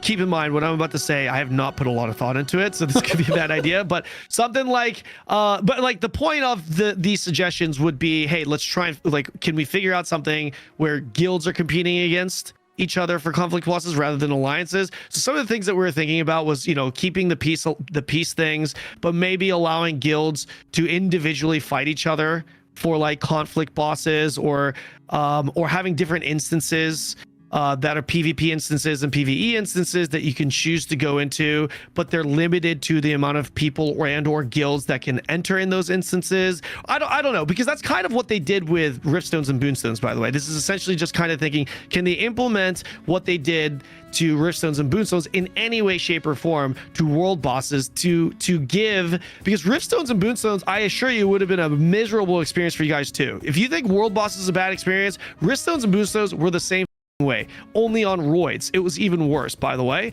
and they've obviously changed it into a good system. So I don't know, any thoughts on what they could potentially do? But actually, before answering that, like, what do you even think of the whole alliance? Like, let's water down the alliances. Yeah, sorry, go ahead. Yeah, no, you're good. I think that alliances is like, we have an alliance system in Black Desert, and obviously like the PvP in that game is really dynamic. Like the large scale PvP in that game is really dynamic. I would say that 4 guild alliances might be a little bit much, because it is just basically a giant Zerg. And I think that, I don't know if removing the alliance system, I think that encouraging guilds to work together is really good. The problem is if you lower it to less than 4 guilds, siege becomes an issue. Because like if you only have 2 guilds defending the castle, it's undefensible. You're just gonna get bulldozed, right? Yeah. So like I think 4 guild alliances for siege should be the case. Yeah. For siege specifically. The rest of the, but for the rest of the scene, I don't know, man. Like it feels like it's the biggest Zerg wins, but like even if like it just doesn't encourage when you have 4 guilds, and the 4 strongest guilds, for example, like Kanon, you know, when we were allied together on the server, it was like me, you, Invuln, and then my other guild, and we would, who were we fighting? Like no one. We would just bulldoze everyone. It wasn't even close, right? And so like, for sure, that's not fun for anyone but us, and even us, we're like, yeah, whatever, okay. But we liked getting our loot. But like, I think that drives a lot of players to quit the game, and I do think that sincerely, that would be what kills TNL if they don't figure this alliance situation out, is because again, it kind of forces you, or it pushes you in a very active way to try to be in the strongest alliance and to take the game in a super hardcore manner. And I think if the game's going to have longevity, you need to encourage people, like Stoopzz said earlier, you need to encourage that casual player base. You know what I mean? Like, I think that Eclipse can probably be reworked if they want. I honestly don't know if it's as big of a deal as people like. People are just upset that they can't get their peace bosses, but it's only once a day. It shouldn't necessarily be super bad, but the zerging thing is definitely a problem, and it's been a problem on every server. Like every guild that comes to the server, every region, in every region. Yeah. So like, obviously something needs to be done about this. 4 guilds alliances are too much unless it's for siege specifically.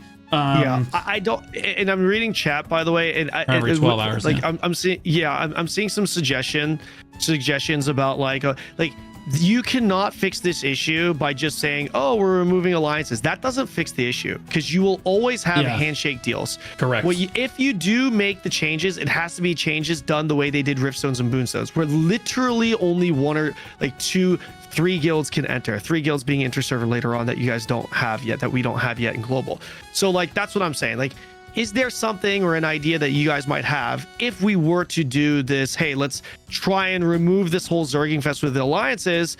Like, do you guys have any ideas as to what they could do for these conflict bosses? Maybe it's like I said, maybe you instance the world bosses, even the conflict bosses, so that you can't have more than X amount of guilds go in, or maybe they have a sign up thing. I don't know. I have no idea. I wanted to hear your guys' thoughts. I don't think that instancing the, like, because as the player base declines, because it's, you know, it's going to keep declining as the hype goes away, but like, I think that like as it declines, there will be more and more. If you're not in the winning alliance, you're just not going to go to the conflict boss, right? Like if it's instance and you're not in the strongest alliance and you know it, you're all just going to go to the peace boss, which is going to discourage guilds from fighting each other, which is counterintuitive. So I don't know if making it instance is necessarily the way to go. We're also talking about maybe the idea of like limiting drops and access to world boss. Like, let's say you're Ethereum Gold.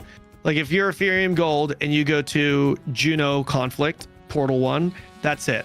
Like you can't go to all the other bosses, you know. Like we were talking about just ways to combat this. Just any creative idea. We're kind of just discussing, you know, the pros and cons too. I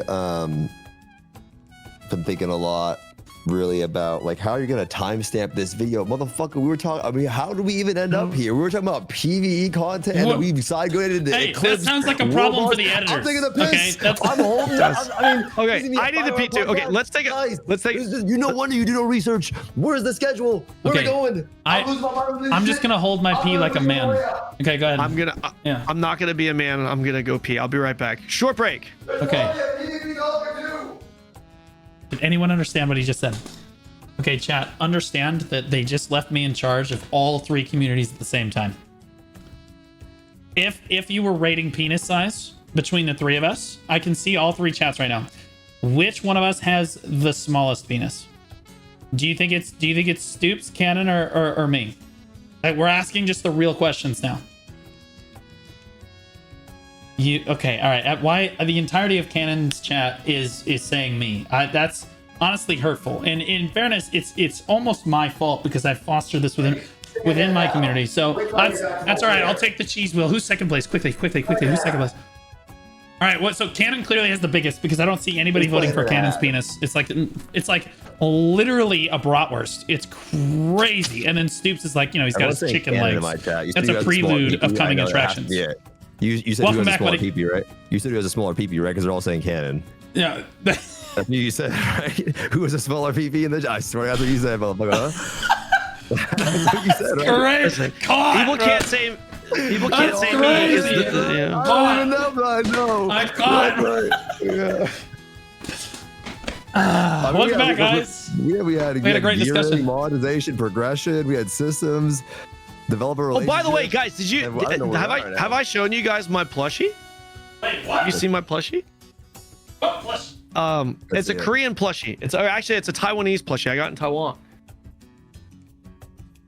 What is that? Got his little feet. What is that? Oh my god! It's a Taiwanese plushie. It's a sacred animal. Censor. Taiwan. What is that? That is Censor. Are you allowed to show that? Is it? Yeah. Are we? This is a plushie. This is not what you think. This is.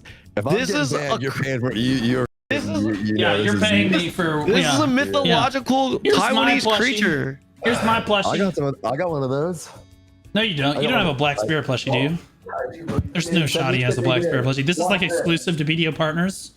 Stoopzz, the Lost Ark player, J.He Kim would never send him. There's not a chance. His name is Richard. Yes, King Richard. Yeah. Thank you. Sorry, chat. Look what I got. You don't think I got this shit? Oh my god. Shit, actually, he's got two. All right. We need to fire J.He Kim. He needs to be fired. How about this? You got this plaque? There's no shot. Wait, what?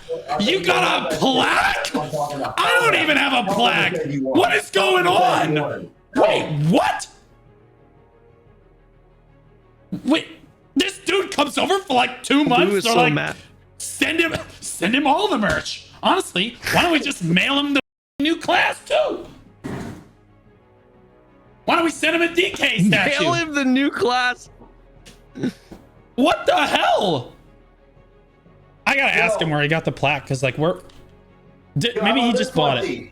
How about this one? I'm gonna use this for my neck I'm gonna use this for my neck. What do you guys think? I take a nap. All right, yo. This guy's just flossing. Yeah, this is talking. You know what? I'm taking a nap. And I. Oh shit! Yeah. Sit down. Yeah, sit the fuck down. Yeah. You must have paid for that one. They didn't send you that. You paid for that. Don't lie. Yeah. No. They sent this to me. This was free. It was just $750 for shipping and handling, but it was crazy free. Though. That's huge. Bro, that is actually sick though. Yeah, that's actually that's sick. Is that Dark Knight? Yeah, it's sick. Yeah, that's sick. Yeah, that's my girlfriend Rhonda. Okay, so hold on. Okay, so I have a question for you guys.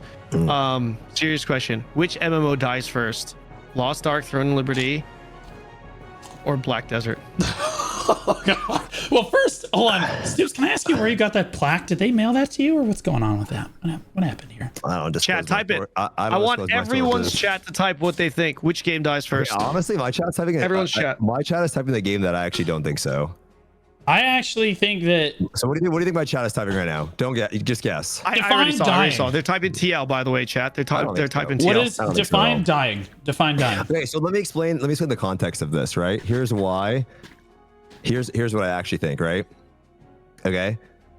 Mhm. And this is not me being a hater. I really don't want. I really genuinely. I don't want to be though, because I love MMOs. I think BDO for me was one of my favorite like MMO experiences. Oh God. It's true. I had a blast playing. I think BDO is a fantastic game. I mean that. I think it's one of the best MMOs of all time. I genuinely think that. Dude, I know you don't get it, but let me. If you want, I can glaze the game and I'll explain why in a second. Okay. I'll start off with this. The problem with BDO, before I get into this, is that, and you're going to agree with this, dude, the intro experience, if you can get past the blow, is so much fun because you're getting all these different things. There's so many things to explore. The world is sick. The combat is really fun. And all of the progression is actually easy to acquire early on. It's just when you get to this one point in the game where the next upgrade is so far up there, where you're like, bro, do I really want to grind that much to get 50 bill, 60 bill, 70 bill, right? And I think that is the problem for someone like me, right? But the intro experience of BDO, if you can get past the blow, is amazing. But you think it's BDO though is going to die first? The reason why I think it would be BDO, this is the reason why I would say BDO. Because Really? Lost Ark globally is bigger than all of these games that we're speaking about by a mile, and it's a fact. It's still wildly successful in Korea. Yeah. And China now, by the way, and China. Well, BDO is about to launch in China too, though. Maybe is it really? Yeah, there's over 300,000 people signed up. I don't know how popular BDO is in Korea, and I don't know I don't know this number stat at all, so I don't act like I know. But because of the success that Lost Ark has in Korea, it's always going to do well, right? It's like Maple is super deadgy over here outside of Reboot, but it's surprisingly, I don't know, it's really popular in Korea.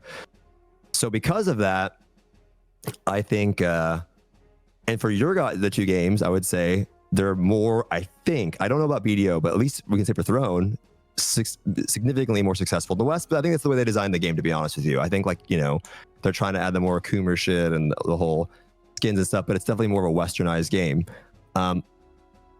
I personally think BDO has to find what it's trying to do. I think Throne knows what it's trying to do. And I think Throne will definitely become a niche game. It's designed to be that way, right? I don't think Kanon thinks it's a wild statement. I think it's designed to be a niche game. And what I hate is that when the numbers on Throne will go down, people go, oh, it's dying. And I don't think that's the case. I think it's just a particular game for a particular player that loves world PvP and loves being part of a guild and enjoys that. Right? I don't wish negativity on any game because I don't want MMOs to die. They serve for different purposes. But I think why I would say if I had to pick one BDO is it needs to find who it's trying to be for. What are they trying to go for? Who are they trying to satisfy? What is their target audience? Lost Ark knows its target audience, right? Yep. Okay. I think Throne knows its target audience, and I think right now, which it can totally fix, BDO needs to figure out what its target audience is and who they're trying to satisfy. I think if you're going to look at what game is going to die first, it's a fair assessment. It's a completely fair assessment. And I'm going to throw it in the dumpster. I think that if you're going to look at what game is going to die first, you actually need to look less at the game and more at the company behind the game. If the game's going to have longevity, you need to make sure that the company driving the game is driving it with purpose and has a good grasp and understanding, as Stoopzz said, on their player base.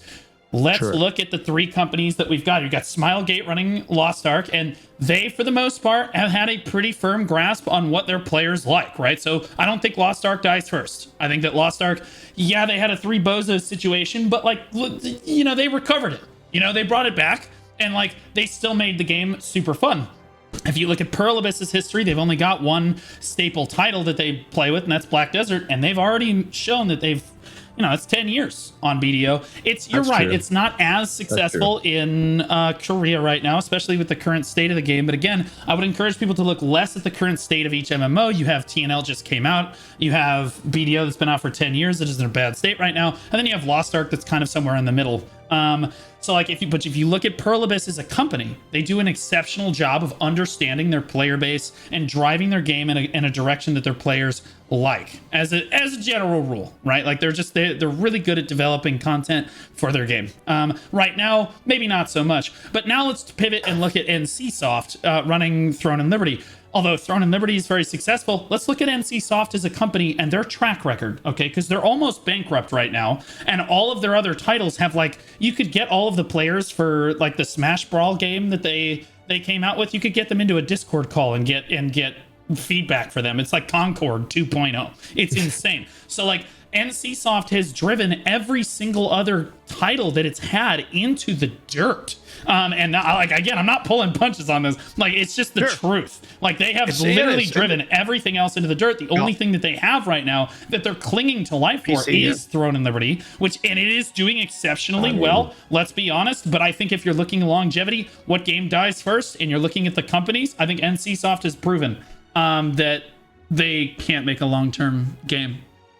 Just being honest, I think it's TNL. I think that's a fair take. I think that's a fair take. I just want to touch on that. I guess in my mind was just assuming what will end up being the case in the West. But yeah, I do. Right now, I did see an article where they were saying that Throne is not profitable enough because it's not monetized enough. But I do remember seeing some of the Pearl Abyss putting out their thing saying that they're not really profitable. I don't know. But I feel like I'll be honest. You did a great job. Oh. You did a great job. It's like, man, that was a better answer than That's crazy. What do you mean? Did a great job at what? I feel like that was a great. He said he's gonna put my point into the dirt. Just now. Yeah.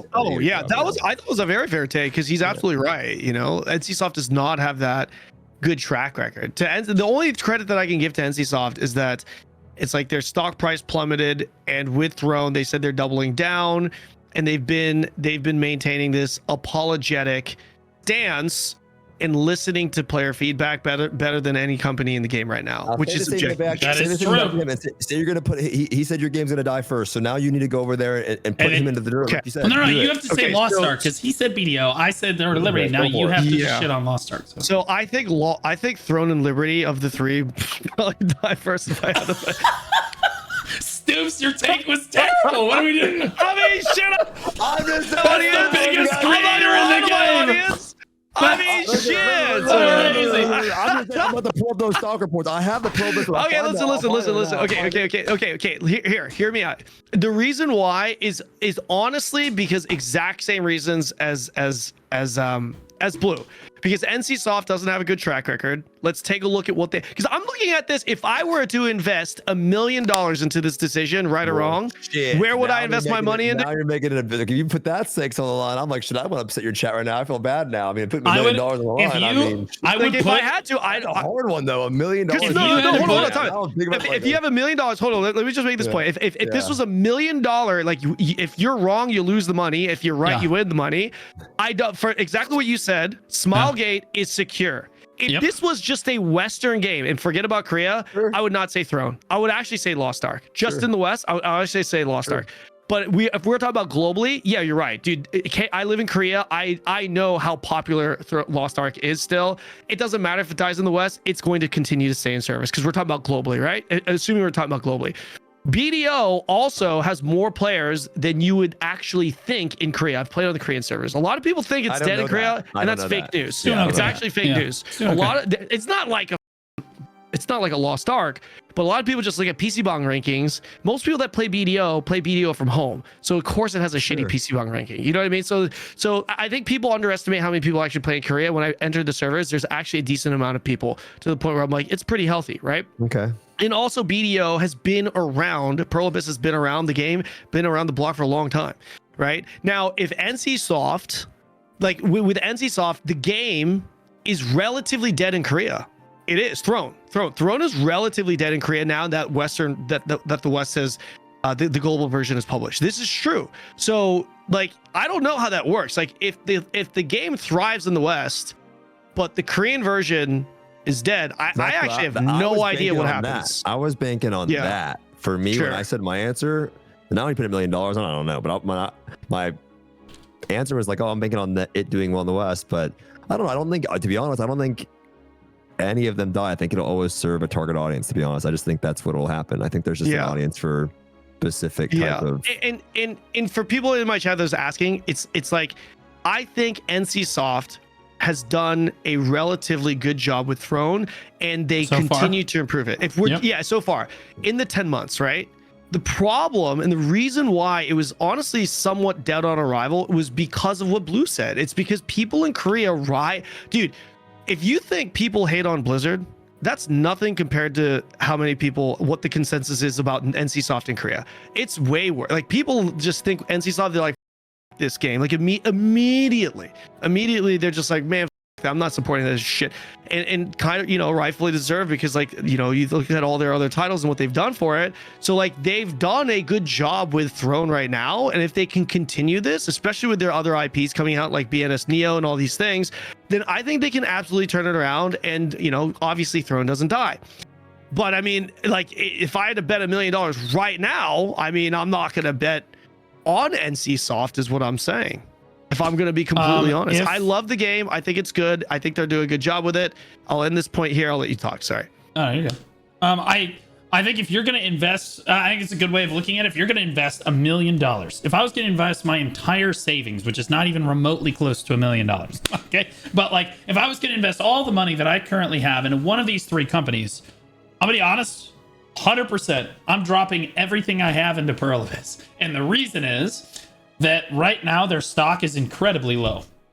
However, they're about to release their game in China and then release Crimson Desert back to back. And the idea is that you buy low, sell high. I would just dump everything I had in a VA and then immediately sell when Crimson Desert came out, basically. But like, he's right. If you're talking about a long-term investment, like a long-term bet, absolutely. I think that, again, NCSoft is proven themselves that, like, they screw everything up. Like, I don't understand why, but like right now, they're listening to their player base really well. Like, I want to give them props. It's like I got out of an abusive relationship in BDO. They just never listen to us for any reason. It's just like, all right, the developer's like, all right, we're listening. Go ahead. Right, and then they just don't hear any of our feedback, or they hear it and they just say, no, we know better than you, we're just going to do it our way. And that's just kind of how it's been for the last 6 years. It's super abusive. But in TNL, it's like, bro, we give feedback, whether it be on Reddit forums, like creators, you know, making videos and stuff, and boom, it's there the next patch. If they keep doing that, Throne has like the potential to go long term. Also, if they don't over monetize the crap out of it, because right now people are already uneasy about the pay to win stuff, but like, if they push super hard on that monetization, and I'm worried that is exactly what is going to happen, because Throne of the Ring is the only thing that is making them money right now, and they're like, okay, so if it's making us money, we're doing something right, let's just go ahead and push that as hard as we can, because they're stupid. And like, they don't understand that the reason, well, it's just the truth. The reason that the game is successful is because it's not crazy overly monetized right now. I actually love the way the game is monetized. You guys really think, I think BDO is the least pay to win of all three. I think so too. Yeah, I think so too. By a lot. In my opinion. I disagree. I think it goes, in my personal opinion, yeah, I agree with you. I think it's close. I said this in my video too. It's relatively close. If you're generalizing, I would put them in the same. But I think it's Throne and Liberty, and then BDO more pay to win, and then Lost Ark more pay to win. And the spacing. Why do you think Throne is less pay to win than BDO? Because you can hit the absolute maximum gear cap, best in slot, where you're not good, where the opponent is not going to have any more power advantage over you, way cheaper than both of those games. Okay, so you think that the conveniences, and there are no pay to conveniences. Just to be clear, that's free to play friendly. That is not pay to win. So hold on, I just want to be clear, because it's now I'm confused. I'm not sure who I'm talking to. Go ahead, Blue. Sure, do you think that Throne of Liberty is the least pay to win of the three, or the most pay to win of the three?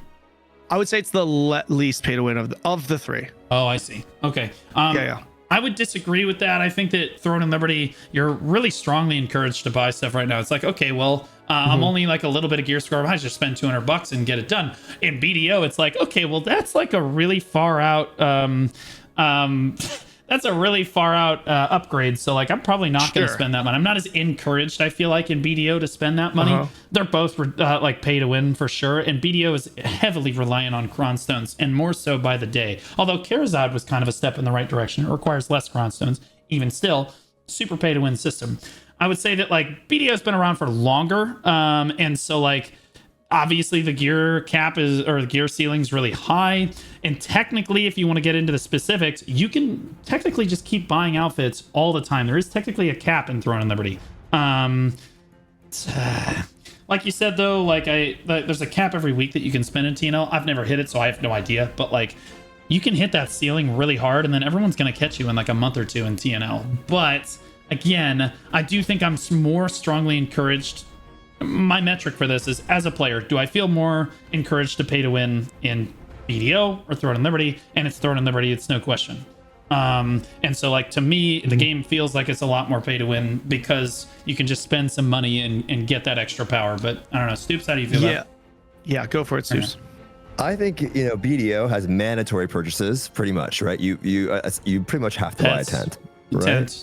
Tent, the fairies, like you're probably going to want to get one of those, right? Yeah. And so, you know, I think it does have mandatory, you have the auras or whatever that you pretty much are going to want to get. And so those are mandatory purchases. Throne has really no mandatory purchases at all. And so I think to that game's credit, true, 100% true. What I would say is for sure it is way more in your face than any of them, because you literally, the currency that you get in the game only comes from the cash shop, right? It's not spawned like out in the world. It comes directly from the cash shop, right? So that's and me and Ken talked about this. If they did that differently, it would have looked so much better, but they didn't, you know what I mean? And you know, I wish they did, but it's still okay. But it's not very intuitive, even how you make it either, right? And it is capped in how you make it. You need inks, and you need trade extraction stones, and it's RNG on how you're going to make it. Gold in Lost Ark comes straight up from the game, right? You get it through the game. It's intuitive in how you make it. You just do your raids, they print gold, and if you want to buy more gold, you swipe, right? But what I would say though is the difference is, and this is a major difference in my opinion, right? For me, again, just in my opinion, everyone's different. One, you know, in Throne, you just shit on people with your gear. Like if you have a gear advantage, that is literally pay to win, right? You just shit on them, right? But the second thing is there are a lot of small, and for me this is a big thing. Lost Ark has this a lot too, so I'm not, Lost Ark has this a lot. In my, I very felt almost zero pressure to spend in BDO because things were super far out. Like you said, it's super expensive. Yeah. And it was like, bro, I'm not gonna buy that. Exactly. You know what I mean? It doesn't make it not pay to win, right? Yeah. Correct. But in Throne, I can swipe $10, get more HP. I can swipe $10, get more melee evasion. I can swipe $20, get more skill damage boost. Correct. I can, and that is how you get people to spend, because that is going to apply to the most people. Not everyone has money like, oh, I'm going to dump a K, 2K. Yeah. Oh, $20, I got my paycheck. I'll swipe that. I'll get that. And then it adds up over time. You end up swiping $50, $60, $70, $80, $90, or you don't. But then you're like homie who's, you know, solid FPS grinding 15 hours a day. And so it's like, and so I feel like the small, affordable purchases, when they're tiny like that, that's how they get you, right? There's a reason why it's set up that way. So I can afford that. I can afford that. I can afford, and then eventually you're like, I'm deep, balls deep. Yeah, I think so pay to win, absolutely. But I would say that is a major difference.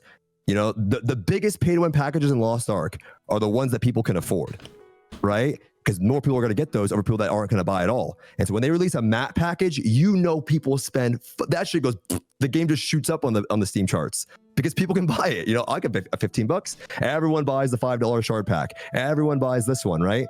So it's those that are affordable and purchasable that are going to have a bigger impact in the game and are going to make you feel the pay to win, I would say, as just a player of the game. Well, yeah, Kanon, I'll come at you a little bit with this. So if you spent $1,000 in Throne and Liberty, you're gonna get some really good progression, right? Like guaranteed. You're gonna be max. Right, you're gonna be good to go. Well, maybe not quite max, but like you're gonna be. No, you'll be max, because also, sorry, not to cut you off, because I also, like, when you are giving this explanation, I think it is also important to recognize time, right? Like the time. So like right now we're in a launch period, so it's like obviously you're gonna spend more money if you're swiping like Shroud is for what he's getting early, and then swiping for the same gear next week, a month later, 2 months later, is a significant difference in price. Yeah. You know what I mean? In versus like BDO, if you're swiping, everything, the whole market has already kind of normalized and you know what you're getting. Well, my you know point what I mean? is, So if we're going to, sorry, go ahead.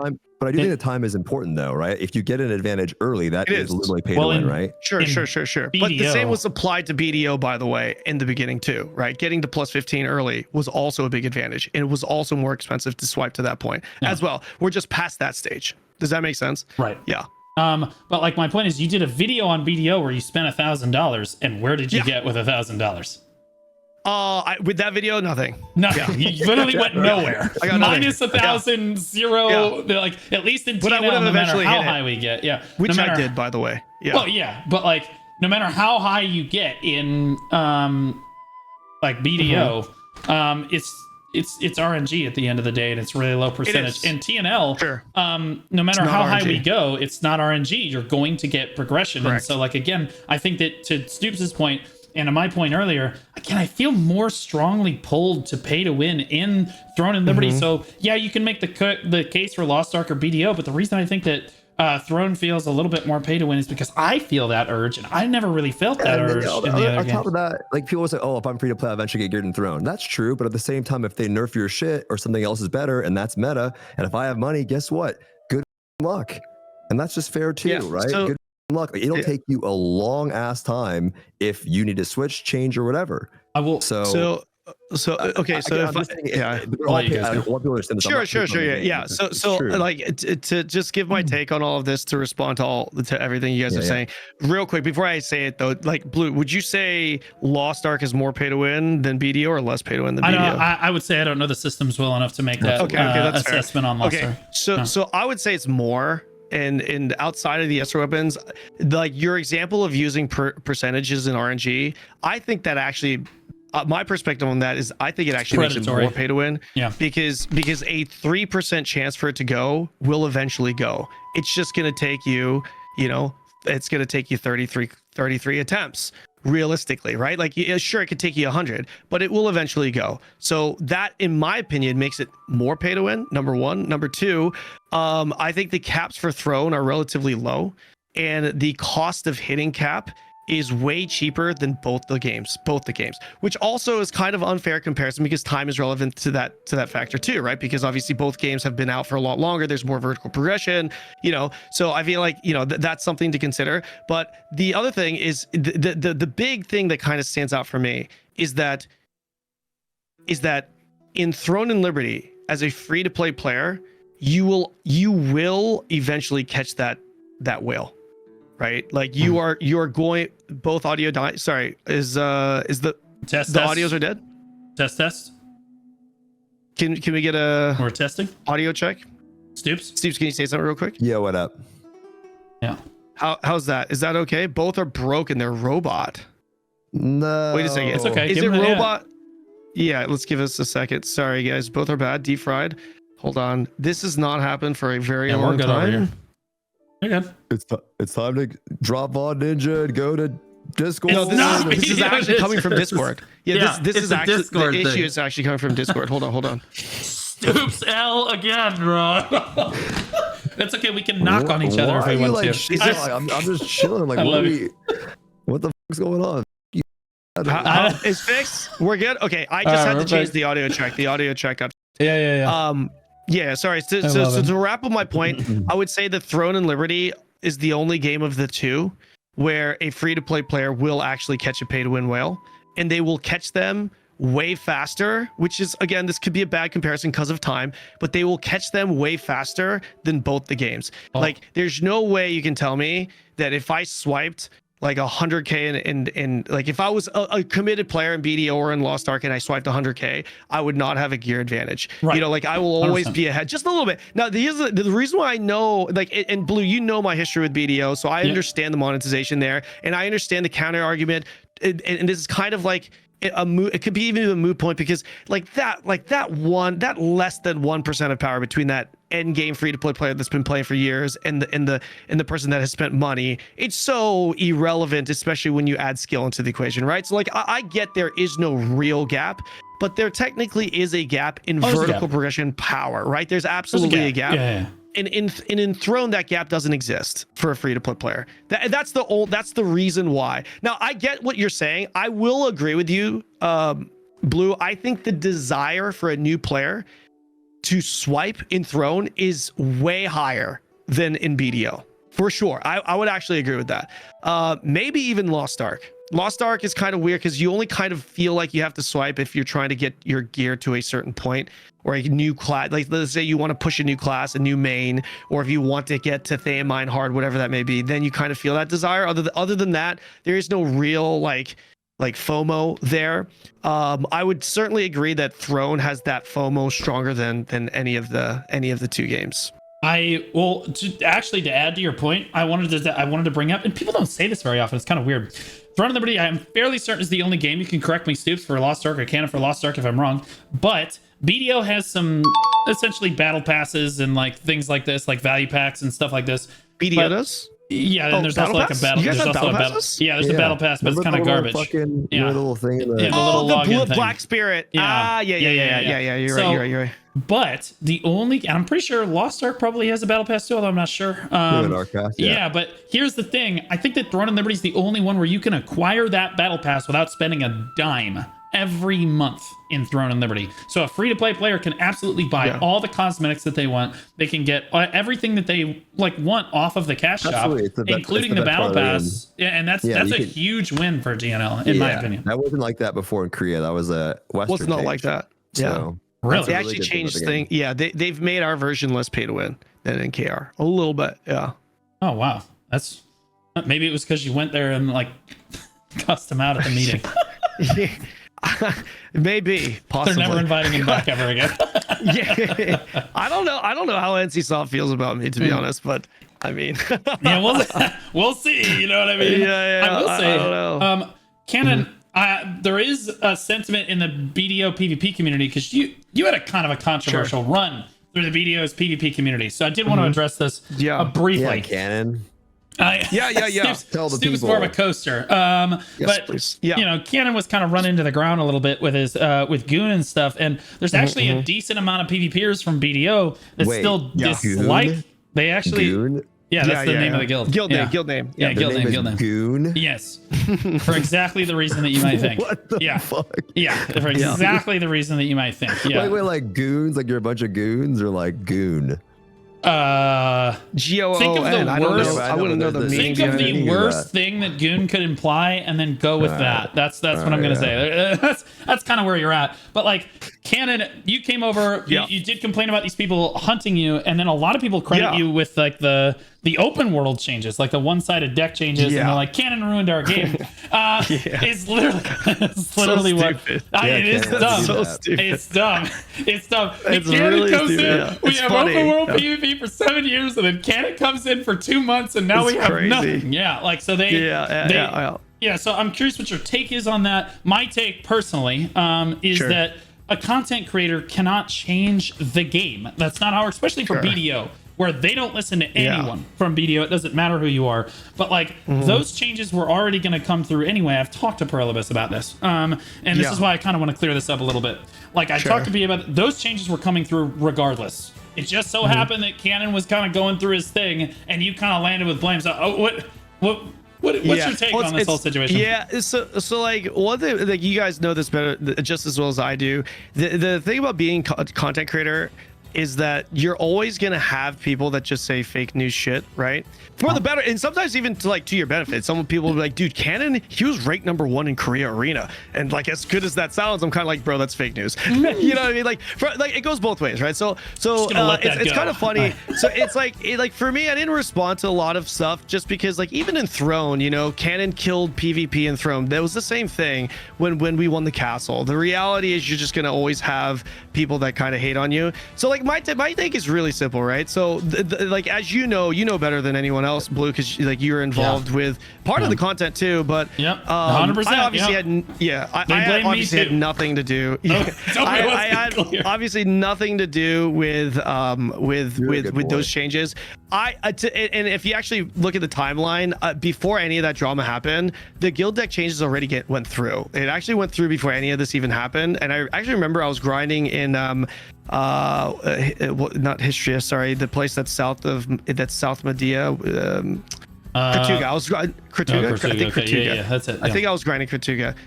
And they're like, "Yo, did you hear that the guild deck changes are coming in?" And my response to that on the stream was like, "Oh, I don't know if that's a good change." Like I actually said that, right? So like the narrative of me pushing for those changes and those changes being pushed because of me is just like, if you believe that, you're actually stupid. Yeah, I mean, they were already coming. You're actually I'll be stupid. honest, yeah, those were already coming. Yeah. As far as like what Goon, I have a better question though. Yeah. Yeah. Why do you always find yourself in these dramas? Like, how do you get into these, bro? It's because it's like PvP. It's like PvP. It's like the PvP thing. You know, like I don't. I guess I had PvP with Do Work HKK, right? I guess that was PvP too. But I'm just saying, yeah. you know, what are you saying? Like, are you talking shit or something? Like, how does this always happen? So here's kind of what happened to kind of break it down. Like, and I won't go too long on this because it really is as simple as what I'm gonna say. It is. There's a group called Goo. They're a really toxic group to certain people. I'm sure they're nice to some people. I don't know, but they were essentially stream sniping me on my stream, not like just kill, like what, like they were saying that like I'm very sensitive, Care Bear, I hate PvP, all that stuff, whatever. But like they were stream sniping me to the point where I couldn't actually play the game. Like even on my alt, they would follow me, hold signs and say things on the sign that was obviously I wouldn't want to show on stream. I mean, not like anything like racial to that degree, but just like stupid shit, right? Like clearly harassing. And then like they would get their entire guild to just constantly just, you know, prevent me from even playing, even on my alt, right? So it was as simple as like me just I just reported them. It was that, like, of course I was annoyed at the time because like, bro, I'm like, dude, I'm a single player, you bring this entire guild. We all go through this. Yeah, it's fine, it's whatever. So I just simply reported them. And where it was different in my case is I believe that this was directly related to the fact that they just made those guild deck changes. They actually got suspended. And I understand some people were like mad at me for getting special privilege, but my response to that is like, that's not like my fault, right? Like I just did what I'm allowed to do, which is report them because they're stream sniping to the point where I couldn't play, right? That hurts my content. And I just couldn't play. So like I reported them. Pearl Abyss decided to suspend them for a few days, and they got extremely salty about it. So they went around just telling people I'm a PvE Care Bear. Dude, I just knocked them on my horse once. It was one person, and I got banned for it. Like, do you really think that Pearl Abyss would ban someone or suspend someone for simply flagging on someone and knocking them down? And then they were like saying, oh, Kanon was saying you like just report people if they flag on you. I'm like, dude, if you've played BDO with me on the C region, which I have 12,000 hours on, everyone for the C region knows that I literally lived on Arsha. All I did was PvP. I was an Arsha Andy. Like 70% of my gameplay time was just living on Arsha, right? So I love PvP. So and then people are like saying, dude, Kanon hates PvP, killed PvP, saying it's bad, and then goes to Throne. It's all about PvP. What the I'm like, well, why do you think that's the case? I mean, I'm obviously not against PvP. I think the guild deck changes, for the record, are bad for BDO. I think them taking away PvP content is bad in BDO. I think people that are bitching and crying about getting killed in Arsha, they're bad. Like, I actually share that sentiment. Like, you guys are being Care Bears. Stop being a little bitch. You know, like, you even asked me, what do I think about Eclipse? My response to that is essentially, it's intended gameplay, bro. Like, it's not, you know what I mean? So that's pretty much what happened. And they got pissed because I guess they'd never been suspended before. And they just pretty much rallied up some people in the BDO community and just kind of gaslit them with some weird ass narrative saying like, I'm close with the owner, like Jay himself, and then he watches my streams. I'm like, I don't know any of this shit. I heard you guys hung out though. Kanon has the in. He's basically feeding Jay Kim information. Yeah. So like the Jay, you know the girl, what's her name? JJ. Yeah, JJ is the only J I know. When my interaction with NCSoft, she's now the which CEO now works for NCSoft. NCSoft. So I think so like me, so Jay telling me that she has watched my stream before got turned into Jay himself has a relationship with me and watches my shit all the time. Like this is how like shit just gets skewed, right? By the way, I did get to meet Jay when I visited Pearl Abyss's headquarters in Korea. Wait, you met I Jay didn't even Kim? know. Yeah, I did, but I didn't actually know who he was. Like, he came in, said hello, shook my hand, and I looked at the guy that I was with. I was like, who is that? And he's like, bro, like, you really just said hello and that's it? I didn't know who he was. He just said hello, and I said hello. I shook his hand, and that was it. And then the people I was with, the CMs I was with, they're like, bro, you didn't have to ask. You didn't ask any questions or anything. Like, that was the guy. I was like, who's the guy? He's like, that was Jay. I was like, oh, that's Jay. I was like, shit. Like, that's my interaction with Jay. That was the only interaction I've ever had with Jay. That's crazy. But to be clear, I get the frustration with people saying, "Oh, Kanon got special treatment." Well, because like if it worked that if that frustrated you, then there's honestly nothing I can do. I understand that sentiment, but like I felt like I just had to do what I had to do. I just reported them because they were being too much, and they just happened to get suspended. And it's literally as simple as that for me. Yeah, understand, buddy, that there are people that blame me that BDO is like lost 60% of its viewers or players in the last like 8 months, and then that's my fault. So like it is what it is. People are going to blame people. Now I'm curious for both of you, and this is actually an important question that I hope the developers of Black Desert hear, because you guys were the Lost Ark streamers, 2 of the Lost Ark streamers that came over to Black Desert when you had the 3 bozos situation going on. A lot of the PvP changes in the shift in Black Desert, like the huge shift, can be all traced back to this like Land of the Morning Light Part 1 release. And so what the developers saw this as is, we made an amazing expansion that, look how many people came to play our expansion, and it's all because of us, right? Like it's because our game is just that good and people were that excited about Land of the Morning Light. And then when the Lost Ark players, a couple months later, when the Lost Ark players went back to BDO, went back to Lost Ark, they turned around and they were like, oh yeah, PvP was toxic and blah, blah. They just made up an excuse. But here's the real. They were always going to go back to Lost Ark, in my opinion. And that's what I'm about to ask you guys. Did you truly leave BDO because the PvP player base was toxic? Because see, this is what the developers actually 100% firmly believe right now. Is Jae Kim and the development team believe that all of those players quit the game. They made this amazing expansion, and then all of those players that they netted in all quit the game because the PvP community was way too toxic. So that was the moment that they started to shift towards consensual PvP with the one-sided deck changes, node war changes, being like taking competition out of node wars, going to all instance PvP, or as much as they can. Basically, this shift, like their TOS, everything was shifted at that moment. So you guys are the 2 like premier Lost Ark streamers that kind of came over. There are obviously more, but I have you guys here.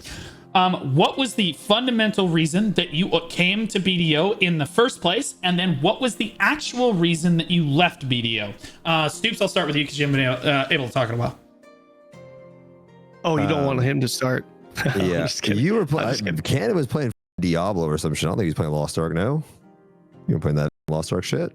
Yeah. I mean, Blue probably doesn't know my history prior to that, but yeah, I covered multiple games. Like, do some I think at the time. No, but I did. Podcast. Do some research on the guests of your podcast. It's fair. No, I covered a couple of games after Lost Ark. Yeah. Yeah, I had a great time in BDO. I played all summer. But why did you go to BDO in the first place? Was it because you thought Land of the Morning Light was an amazing expansion? I'll tell you the honest God truth. I'll tell you the actual truth. Yeah. This is what happened, right? Yeah. Literally in my stream, I was like, I saw a BDO trailer. I watched Sage. This is how it started. I watched the Sage trailer, and I'm like, holy, this game looks insane. And I'm like, there's no way the game actually looks like that. And my chat's like, yes, it does. I'm like, guys, this is fake. There's no way it looks like that. And they're like, yeah, it does. But don't play it. It's trash. And I was like, dude, I want to, like, that's what I said. I'm like, dude, I want to try. I've never played BDO before. I want to try it. Then I kept saying, like, guys, I want to, the game looks so cool. Like, I don't care if it's not that good later on. I don't care if the game sucks after 10,000 hours, because that's how all MMO Andes are. Don't play the game, bro. I've played it for 10,000 hours. Okay. I'm like, bro, I'm just trying to have a little bit of fun. Like, maybe you liked it in the beginning. Like, it's about having fun in the now. If it gets boring later, then whatever. So I said, guys, I want to try it. Then why'd you end up leaving? You cook Okay, on like 55 minutes. I thought you just saying, lost your need to train take of a shit, thought. Come back. I thought you talk about clips. I'm in this shit, but like let me build. I thought this you lost up. your train of thought. I was trying to help you. You were Joe Bidening. Okay, I was trying to get you back on track, Joe. Like, now I'm lost. Help me out now. Where are we now? I'm lost. Where are we now? What was I talking about? I mean, shit. You be yapping for 15 minutes. I took a dump, came back. You're still on the same topic, and then I mean, shit. No. I was just trying to help guide you. So then, I'm good, sir. I don't have dementia. Okay. So then, one of the guys from the BDO team messaged me and said, "Hey, we heard interest that you have interest in trying out BDO," and I said, "Yeah, maybe we can work something out." And then they actually crafted me a deal to play the game for like 3 hours or something like that. And so when I went into the game, I knew Ellie had played before. Ellie took me around the world of BDO. She like rode me around, showed me some funny like stuff, and I had a great time when I was streaming. It was hilarious. It was so fun exploring the world and all the funny. And I didn't know BDO had like just all the other things that people were telling me, oh, the game's so bad, don't try it. But then I'm like, wait, you can play music in the game. There's people like playing instruments. It was just a vibe. It was actually so cool to see everyone hanging out in the towns, and like that's something you don't really get in Lost Ark, is that sense of community. And if I had listened to everyone tell me the game was so bad, I wouldn't have enjoyed it. So then they ended up offering me to come check out. I played for like a few days. I knew I was busy in Lost Ark. I said, I don't have time to play right now. They offered me another thing for Land of the Morning Light for 3 hours, and I was hooked. I went to Land of the Morning Light. I tried out one of the bosses, and I was super hooked. And I played for 2 months. For about 2 months. I knew at the end of the summer I had a Lost Ark update, but there was downtime and I got to enjoy it. And why I stopped playing was I went to go play something else. And I feel like that the reality is like everyone, it's why did you stop playing the game? Like, dude, sometimes you go play something else. It's not there's anything particularly wrong with the game. It's normal to have interest in playing other games. And I feel like in particular, MMO players are so hyper obsessed. Like they invest themselves in the game and they have their identity in the game. And it's like, if you stop playing the game, there's something wrong. It's like, bro, I'm just gonna go play something else. I'll come back when there's something cool to check out. And I will still go check out BDO if there's an update that looks cool or a class I want to play. It's not that deep for a lot of other games. You know, Kanzo's like, oh, you're not on throne. You're not on throne. Like, bro, I'll log in. It's like I quit. When have I said that? What? I'm literally tossing him under the bus. I will timestamp it in the comment. I will. You're gonna post. What did I shit, say? right? No, you're gonna post this shit, right? I'm gonna timestamp that with the frick you. That's what I'm about to do in the thing. You're like, what are you talking about? Blue, I know you're playing the game. Stoopzz not so much. That's what you said. Yeah, but you're not. You haven't. You haven't been playing. Is that wrong? Am I wrong? No, but you said, Stoopzz, you're not. That's what you said. You said not. Yeah, you said not. I was on. I was on. We did the little Halloween dungeon together. You know who wasn't? I feel like I'm having a fight with my girlfriend right now. That's what it feels like. That's what you get. Throw me under the bus like that. I didn't throw you under the bus. I'll tell you. How many? Okay, hold on. Okay, let me ask. Okay, fair. Let me just ask you one question. Just answer one question for me. Sure. Look at it. How many hours? You say look at it? I'm looking at it right there. Just how many hours of Throne have you played in the last 7 days? Probably like 7. Let's see. What do you want me to do though? Like low key? Really? Hold on. Time out. Have you really even played 7? Yeah, I'm not looking right now. He's like, I'm not logged in. I can't see. Well, I'm selling kids in Lost Ark right now. Yeah. Okay. Also, okay. Where it doesn't? How do you check past? How do you check the past? I have 170 hours total, by the way, with not playing in the past week. Okay, you said you have 225. I dumpster on you, Blue.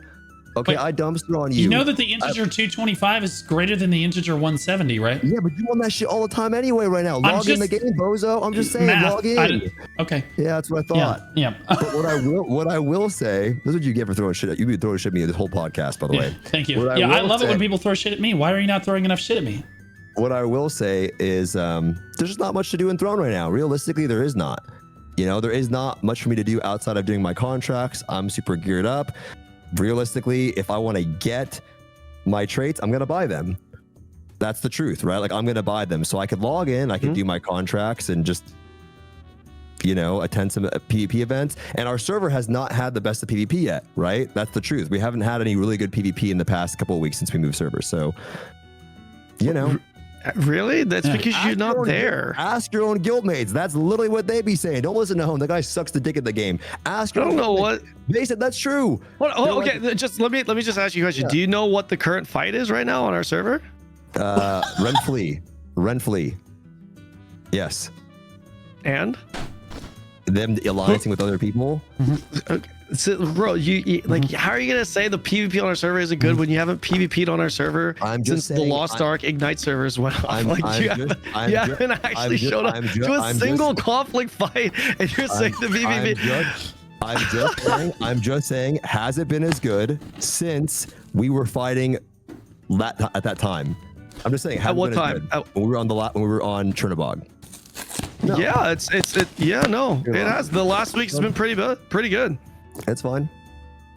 So the first couple of days was yeah. Sorry, go ahead. I'm just saying, am I getting pooped on now just because I haven't logged in the game in 7 days? Is that the problem? I never said anything. I just said you're just not playing the game as much. That's literally, No, you just turned this into an episode. You said I have not been playing the game. That's all you said. That's what. And you haven't been. All right. I did log on yesterday. Okay. For how long? How long did you play? I did some contracts. You know, like, I'm not trying to call you out or anything. I'm just saying. You absolutely are. You absolutely are. You absolutely are. I just made a point that you're not playing that much right now. That is exactly what you were doing. That's what you were doing. It's okay. I just want to point out the original question was about BDO, but keep going. What is this? What were we talking about again? No way you are talking about changing topics. I'm just saying, Blue. There is no way. My point That's what I'm getting. Now I'm getting splash damage. Now I'm getting splash damage. You better eat those goldfish. You see how this works? I'm catching splash damage. That's what I get for opening my mouth. And as you were, Kanon, keep blaming him for literally not logging in for anything or any PvP whatsoever. Continue. You were saying there is no way. But no, the point what I was saying is that, you know, I just play games when there's fun things to do, and it was the same thing with BDO, and it's the same thing with Throne. There isn't really that much for us to do, right now. And that's, I would say, for the majority of people. When they launch new content, you get more people playing the game. And when there's nothing really going on, except your really hardcore enthusiast audience, sometimes there's nothing wrong with the game, right? So to your point about the developers, sometimes there's nothing wrong with the game. It's just there's nothing really to do. And I think that's the case for a lot of people that do play BDO, right? The next thing I can go do is, if I'm a hardcore enthusiast, I can go farm for 50 bill to go buy an item. Or I can just wait for the next update or something fun to do. Yep. So, but my point is, what was the original question again? It wasn't the PvPers that forced you to leave, right? Of course, yeah. Okay, so Kanon, what was the reason that you ultimately got into BDO at that moment? And then what was the reason that drove you from BDO? My answer is going to be a lot shorter. It's pretty simple. Like, so before I went, so I played a lot of BDO before I got back into BDO. Like I said, I have like 12,000 hours on the C region, right? So it was like a fresh start. At that time, so like my whole goal with content was to try and cover every game I could, right? And I actually told Stoopzz about this before both of us even got back into it. I actually told him, like, off stream, I think BDO is one of the best MMOs I've like that's out there. It might be the best MMO right now. Like I told Stoopzz this, and I told him it's one of my favorite games. It really is. It's a great game. And I told him, dude, if I had viewership with BDO, I would definitely be down to play. Like, you remember that conversation, right, Stoopzz? So I mean, Stoopzz is lost. He's not listening, but I had that conversation with Stoopzz. No, I'm listening. And you said it was a short answer, so I'm locked in right now. So, okay. So it's so passive aggressive. It was so passive aggressive. Oh my god! Style. That's what he does. That's his style. So passive aggressive. That's what he does. I got you. That's what he does. You did say that to me. I agree. Okay, so I went into BDO during it. Like, it was like a surge, right? So when I went to BDO, I said, okay, I'm gonna try it on stream, and I had viewership. So I was like, okay, well, I get to play a game that I genuinely like, and I'm getting viewership with it. That's why I started, right? So that kind of movement started with Stoopzz. I think Stoopzz was the first person that went and tried it, and I saw him try it, and we shared a lot of viewers at the time. So I was like, I mean, shit, I'll go. It's popping off for him, so let's see how it goes for me. I actually feel like I got incredibly lucky with my viewership with BDO. I was not expecting it to randomly be that high for that period of time. You're a good Yep. Thank you. But yeah, I don't know. So that's why I started. When me exiting, it's really simple. And I know there's a lot of like, you know, they drove him out, but I actually continued to stream BDO as my main content on Twitch, even after the drama for a while. And when I stopped before the KR launch for Throne Liberty. So the real answer as to why I stopped streaming BDO was because Throne was around the corner. I mean, like that was always on the agenda. Even without the whole goon drama, I was going to stop streaming Throne or BDO at that time to start preparing for Throne. That was always my plan. There it is. Yep. Yeah. I just want to make that clear. Now, in order to keep up with my reputation as the pivoter, I'm actually trying to break Stoopzz' ankles with how hard I'm pivoting here. But we haven't talked at all about Ashes of Never being created. And the Alpha 2 content. That was yeah. You're a lot better at hosting this shit than I am. Oh, it's because I run a podcast for BDO too. I know. And I have to herd like cattle, like the blonde bear and good. Jake Coon. Like it's I love them. Good. But like it. I'm curious. I have not played the Alpha 2 because I've had like things going on in my life the last couple of days. So I'm curious what your guys' impressions on the Alpha 2 are. And then like, how much did you pay to get access to the game? And then like, what's your thoughts on the Alpha access? So I paid $700 total. That was Wait, what? So So I paid $350. I paid $375 back in 1983 for the package that got me access to it. Yeah, and I bought another one for my head mod so that we could play together. For Matilem. That's what I did. I got the 300 and something one or something. Yeah. Oh my god. Okay, and how we got the same package? Yeah. Do you feel that you're getting your money's worth for play testing a game for $700 or $350? As a content creator, for sure, I'm gonna make money off of that, right? But as a gamer, definitely not. For sure, not. 100% no. I mean, that is the fact, and all on top of the fact. Okay, so the pre-order package is whatever, but like them selling Alpha 2 access for that price tag without including the game. That was like crazy. That's wild. But like at the same time, like I feel like that was such a lose-lose situation for them, because if you don't do that, then you piss off the people that purchased it, right? It's like you include the game with that. Like, what about me? I paid $375 for that. You know what I mean? It's like I paid $375 for that and the game, and then you're gonna sell the same thing essentially to these people for like half the price. You're gonna piss off the people that have already purchased into it. So it was a lose-lose situation for them, man. I don't know. Okay. I don't think a lot of people, you know, I don't think everyone purchased it like expecting to get value. I know they're promising that, but I don't think everyone did, right? I think some people bought into it just like a Kickstarter to support the game, right? It's really what it is. I do think that's majority of what it is. A Kickstarter 8 years into development. Yeah. Listen, bro, if you're expecting me to defend this game right now, you are sadly mistaken. I don't know what you're trying to do. Quick Kickstarter. Yeah.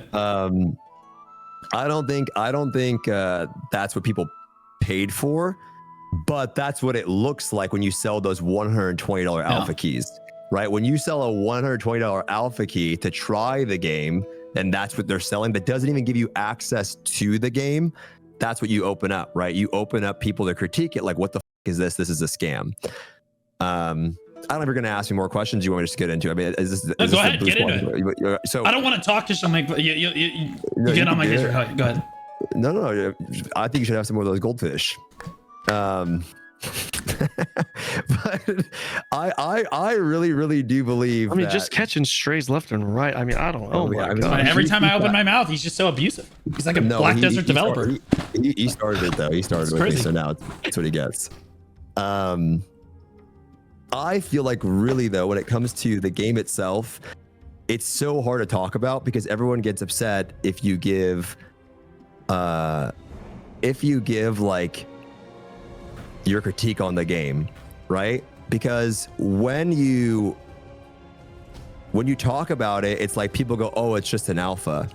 But for me, my ultimate take on this game, I don't believe the game deserves the right to say, "Hey, it's just our alpha," even though it is, right? Even though it is, I was talking to Saint about this. He's my roommate. If you guys know who Saint is, we were in the car ride, and yeah, you can say, hey, it's the alpha, and I do understand that, you know, for it, that's what it is. And they said, hey, reminder, it's just an alpha. Hey, reminder, it's just an alpha. But if you go back, and anyone that's been following the game for a long time, and I have, that guy had very high praise on his own game while also speaking down about a lot of other games. So he put a lot of the pressure on himself, right? He has done that. You can go find them. I'm not making this shit up at all, right? He's specifically New World. The guy dumpstered all over New World, right? Yeah. And so, again, I supported the game. I wanted to do well. I gave it the game my money because I really wanted to just. I like MMOs. I just want to make that very clear. But when it comes to the actual game, if I gave you a year to make I told us to Kanon, write a paper, right? It's your term paper, whatever. It's a year, okay? And it's time for you to review. Now, after a year, it's draft time. Yep. And you turn in a paper and you go, oh, it's just my rough draft. It's like you had a long time to make this rough draft. It's not like you just learned about it 3 weeks ago, 4 weeks ago, 5 weeks ago, 6 months ago. I gave you over a year to make this draft. So although it is a rough draft, you had plenty of time to work on it. And if that's what you have to show, it's not going to instill a lot of confidence in the people that want to play your game, right? Because now I'm wondering, how long is the development time going to take? How long is it going to take you to fix these issues? And there are, for me, I know I'm going off about this, but I do think it's important to talk about. There are some stupid glaring issues in the initial part of the game where, for me, I've always been, as a player, you see anything in a game, and I know a lot of people can relate to this, you see a bug, you see something or whatever, a quest, and you always go, how the f can they not fix that? Yep. Like, how is that it's so easy to fix that? How do they not, right? That's the feeling I got with the AI voice. You're showcasing the alpha. I get it's an alpha. It's the intro quest, and the AI sounds worse than ChatGPT. It's embarrassing how bad it was. It was really bad, right? And so it's like, why even have it? You would think that if you're going to showcase it with an NDA lifted, you would not have that. You would take it out. It sounds too bad, right? But they kept it in anyway. Yeah. And so for me, that's like what the guy praised himself on, about being, you know, hey, this is a game that MMORPG players deserve. Those are his statements, like not mine, right? And then if that's what you have to showcase, I'm not gonna have a lot of comments go forward. Now, granted, if from now on, for whatever reason, maybe they had to restart the game, if they start whipping out updates like next month, and they start fixing all of these things and making changes and adding content, and the questing feels better, and the progression feels better, the mob, all of that's better, I will say, all good. Like you know, I will take it all back.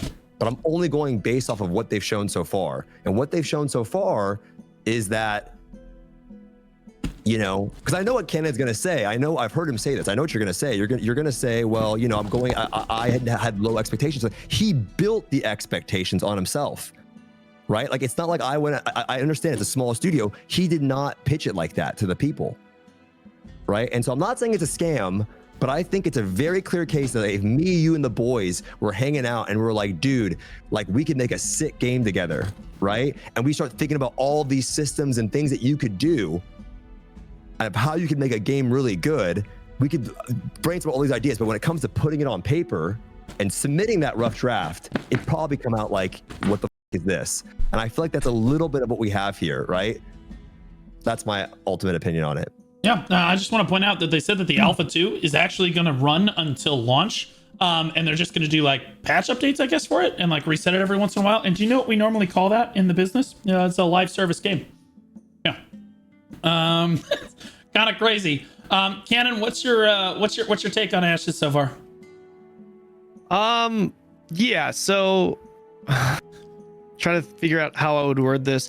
Right now, there's a lot of bugs. I think the biggest, so personally, I actually have fun with the game. I felt like the combat was better than what I had seen. It just felt pretty fun. I genuinely just had fun with the game, but the game is in a very bad state. It's like it feels like an incomplete game. You know what I mean? It really does feel like the game is broken. That's the best way I could put it. And that's not me shitting on the game. That's just me. It's like everywhere you go, every movement you see, there's something wrong. My character had transparent frames on her throughout my entire playing experience. I couldn't even see her full model covered. Like I'm talking like her skin, you know, like her neck would be transparent. You know what I mean? Yep. We had like when I'm walking with Maddie never walked straight. My friend that I was playing with, he was constantly zigzagging. I have a really funny clip about that because he was like, "What the you talk about?" I'm walking in a perfectly straight line, and on my screen as he's saying it, he's going like this. The funniest clip ever. So and you know, and then like, you know, I see S-Fan's video where he's talking about it. Literally his character is not moving at all, and he's on his horse, and his horse is just gliding. Yeah, I saw that, yeah. Right, so the game is obviously broken in that regard. It's not good enough. So like for me, right, I think if I'm going to be reviewing this game objectively, doesn't matter where you came from, doesn't matter who you are, after 8 years, Ashes of Creation right now is behind the ball. It's not good enough, period. Yeah, for sure. If you find offense to that, then I feel like you're part of the problem, because you should be pushing them to fix their game and make it better. I think they can fix their game, and I think the canvas is good. So now I get the sentiment, because if you were to add context, the reality is, and this is why I'm a little bit more positive about the game, is because like what Steve said, my expectation of the game was lower, because I looked at the company for what it was. I looked at this as literally some random bozo saying, with zero experience in game dev, with zero experience in MMORPG business, saying, I'm gonna make a game. It's no different from me saying right now, I'm gonna make an MMORPG, right? There's a reason why people expect Riot's MMO to be good. It's because of everything Riot is. They have funding, they have expertise, they have experience. Ashes of Creation, Intrepid, and I know he promised all that stuff, and that's like to me that's just noise. Like I literally looked at this as some random guy, small budget at first, right? Small team for the longest time, and they came through, and the excuses that they're making is, oh, they pivoted away, they had to redo the thing on Unreal Engine 5, you know, they had a small team at first, and all of those are valid points, right? But in the eyes of the people that are expecting a AAA polished game, that shit doesn't matter. But if you're someone that is supportive of their company and their vision, then of course you're going to be more lenient to that, because you understand the context of this being a team that was literally just some random guy starting it. And there's no way, like if you ask me, hey, do you think that Intrepid, aka Steven, and these 2-3 people who's on his team, whatever, doing a Kickstarter MMO, do you think this is going to be the next MMO that's at the level of like Riot's MMO, that's at the level of Blizzard's next MMO, whatever that may be? My answer is, of course not. It's gonna be garbage. It's gonna be shit. You know, of course. What are you talking about? You know what I mean? There's a big, you know what I'm saying? Like, that's the truth. It's that was my perspective. So my standard and expectation of the game was way lower. I wasn't expecting a AAA polished game. I was expecting exactly kind of what I got. I'm not surprised that that's the current state that it's in, because also 8 years, I know it's a long time, but games take anywhere, like major companies that have experience, structure, the backbone, everything that's already there, those games take anywhere from 8 to 15 years, or those companies will take 8 to 15 years to actually do. Of course, even shorter. So like, you know, there's some that have been shorter. So I'm just kind of giving it a range. How long like, did Lost I think maybe take? 6 to 15. 10. 10? Okay, Right? and BDO took 7. Okay. Right, that's on the faster end. So like, if companies, Pearl Abyss is I feel like they did a fantastic job, because Pearl Abyss was kind of in a similar, they weren't like a Blizzard, right? Like Pearl Abyss is not like a Blizzard at the time, right? But regardless, like if these major companies that already have foundation, backing, money, takes that long to create and develop a AAA MMO, how the is random ass Steven over here going to match that? There's no way. Of course it's going to take longer. That's my perspective on it. But if I'm reviewing the game objectively for what it is right now in comparison to all the other top MMOs, they need work. They're way behind the ball. The game feels broken, and it's bad. It's objectively bad. But the canvas is there. I had fun, but the game itself, it's bad right now. I have a friend that he got some food with him. He's working on his own game now. He has a lot of tenure at another studio. I just don't want to say any names because it's like probably not a good idea. Yeah, no names. Yeah. He was offered to work over on the game, right? On Ashes as a developer, and he said he didn't want to go because they felt at the time the studio was too green, and that the idea of the game was too large. And so I feel like the reality is that like if you look at the game now and I look at it right now, is this a game that will be exciting to play also in 3 years? You know, if it releases then. Mm-hmm. And so they've got a huge uphill battle to go. You know what I mean? Because can I add one thing to that? Yeah. Actually, a really good point that I forgot to mention. I think the biggest challenge for Steven and his team in Intrepid is for them to get this game to be ready for launch, not broken. So like actually to polish this game up before it gets outdated. Because that's crazy. That's the biggest, and super hard. Yeah. I don't know if they can do that. Now, it's reasonable. Like, I'm not gonna shit on Steven for trying, because it's like the odds are against. I genuinely think the odds are against him. I'm not gonna shit on him for trying, but he is trying. But at the end of the day, you know, even as this is kind of my athlete mentality is like, if you do go compete in that tournament, no one gives a shit about your history, your experience. It's whether you get the job done or not. And I don't know if they can get the job done in time before it gets outdated. And that's exactly it, right? Like, you know, what's going to be out in 3 to 4 years? What are games going to be like out in 3 to 4 years? Yeah. Is the audience going to even Arcade Chronicles looks good. So good. Yeah, like so good. That's the standard. That's the new standard. Open up a new tab and YouTube Arcade Chronicles. That shit looks crazy, and that's coming out, you know, supposedly 2025. And then you look at Ashes, and this is the problem. You know, it's like the people, and you think about this. Think about it this way. Imagine you're working on Ashes, okay? And Saint said this because Saint used to work at Nexon, okay? When you're working on your game, dude, you have to be able to see what you're making. You have to be able to see what other people are saying about your game. And if people are shitting on it, dude, like, I'm not trying to make it. I really, again, I'm rooting for this dude 100%. Yeah. I really want to like this. I know, like, maybe he sees it's offensive. I really am.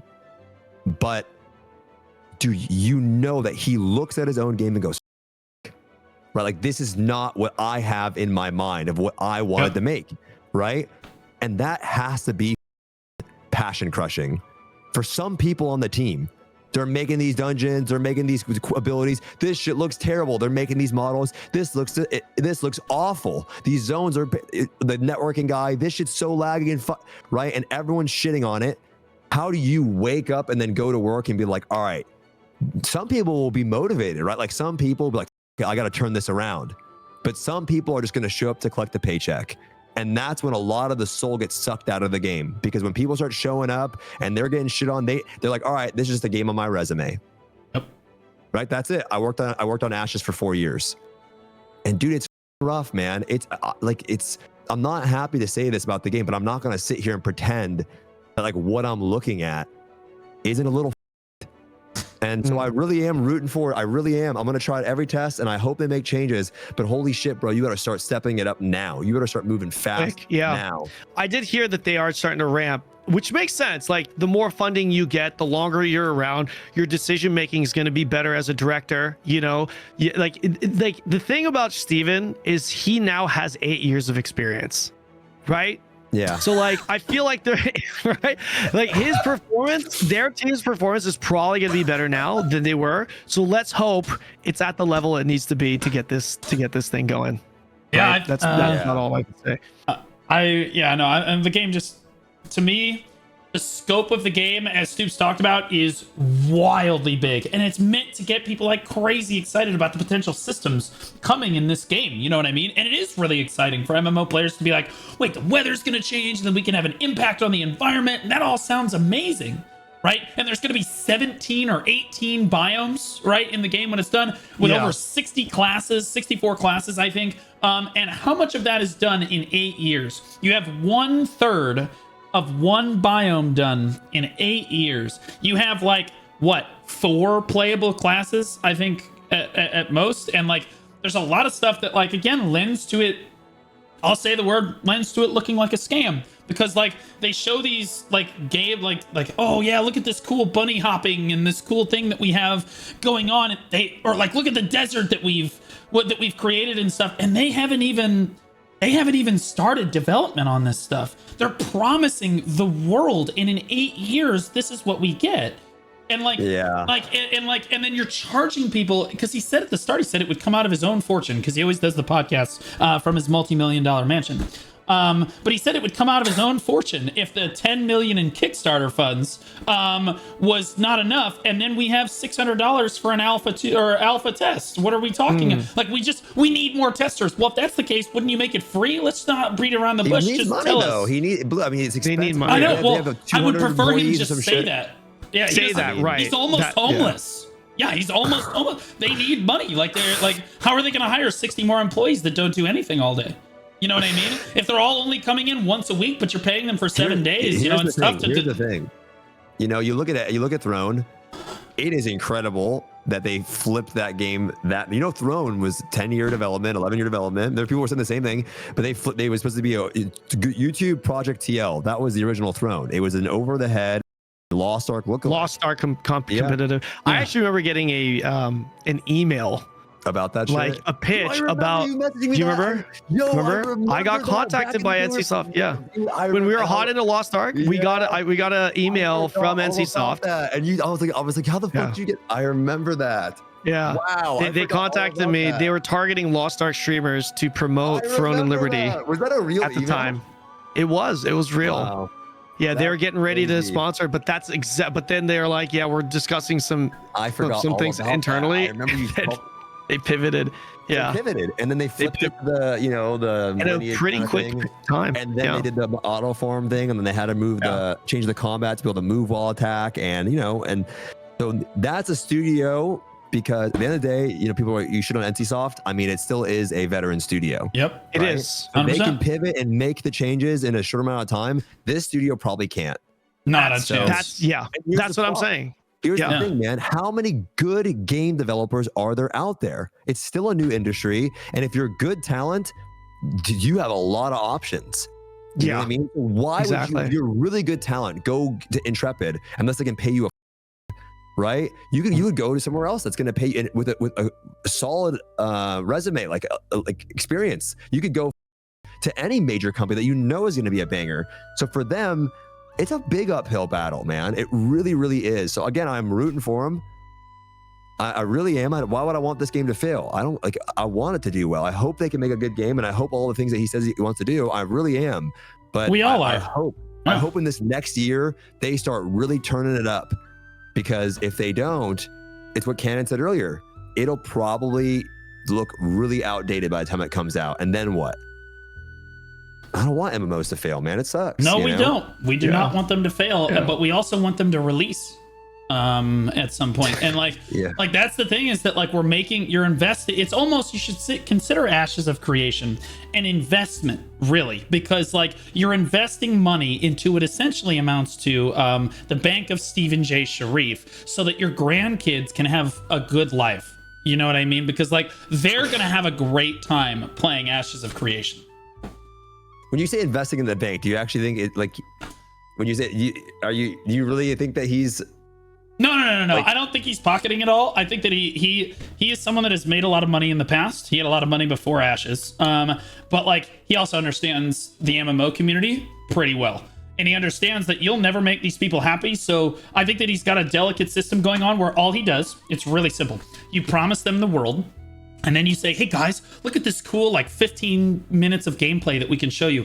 Can we get some feedback on that? And then like the community spits like 50 ideas at him, and he goes, oh, okay, yeah, we'll do that. And then 3 months goes by, and then he comes back and he's like, oh yeah, we fixed that one thing that you told us about, and then here's this new thing. Can we get feedback on this? And then like it just this can go in circles forever. The MMO community will never be happy. You can't make everybody happy. So at a certain point, as a developer, and Intrepid needs to learn this unless they want to be called a scam repeatedly.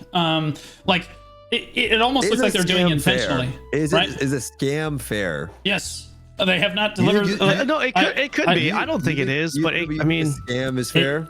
It really does. It looks more and more like a scam to me, like every day, because like again, 8 years deep. Do you feel like they've delivered? Like did you call what is that, the Pantheon game, Chronicles of Illyria? Did you call that a scam? Because they technically delivered. You know what I mean? Like technically they gave you a game. Is it technically a scam? Right? Or would you call it a scam? Because like, this is what, like, people are paying millions what of game dollars. You talking about? Chronicles of who? What the fuck? No, I get your point. I get your point. Okay, yeah, go ahead, I think, yeah, I get your point. I think it's warranted for people to be to speculate that. I think it is, but personally, I don't think it's a scam. I think they're gonna release it. I hope that they release it. I honestly do. Dude, the scope that they're promising, it could be the best MMO in the genre. Right? It could be incredible what they're trying to promise, but like, it's just, you're so far from it after 8 years that you're like, okay, well, in 20 more years, when you finish the next, like, well, the first complete biome, like, do you think that the game is not going to look dated? You know what I mean? Like, you have a timeline on this, or no, at a certain point, they're just going to be like, okay, Unreal Engine 6, here we go, update, there's another year of our lives, right? Like this, and they can just extend this forever. So like, I just don't know if this is ever going to truly release. Like, the game has potential to be amazing. The things that they promise are awesome, but like, I've kind of lost hope in their ability to deliver on anything, because like, they've shown us time and time again that they'll show something and they haven't even started working on development yet. They're just trying to get you hyped so that you'll throw money at the game. And then this is what you've got to show us for Alpha 2 after 8 years. Like Stoopzz said, this is not enough. For a rough draft, let's be real. We wrote rough drafts in high school. That's basically the paper. Okay, so like, you're basically done. You hand it into the teacher. All right, you hand it into the teacher. They give you some fucking corrections. You fix the spelling mistakes and shit. Funny. You turn it back in. Boom, 100% final done. Right? That's not where we're at. Right? We don't have that rough draft here. Funny. It's just the truth. Oh my gosh, that's true. That's true. Well, listen, guys, I think that's a good place to stop. I didn't realize how long this podcast awesome. went, but yeah, That's crazy. This is awesome. I think my editor's gonna have a field day. I'm sure your guys will too. But yeah, we're gonna wrap this up here. Whether you're watching on Twitch or on YouTube, I hope you guys enjoyed the show. Please let us know what you think in the comment section below, wherever you're watching this. I'll be uploading it on my channel. These guys will probably take clips or take the whole thing. Yeah. Whatever. Yeah. Check it out on Blue's from Blue's POV as well. Yeah, that's Stoopzz' one video for the year. This together. He's good. Blue Squadron. Clappies in the chat for them, guys. All right, yeah, clappies for everybody. Clappies.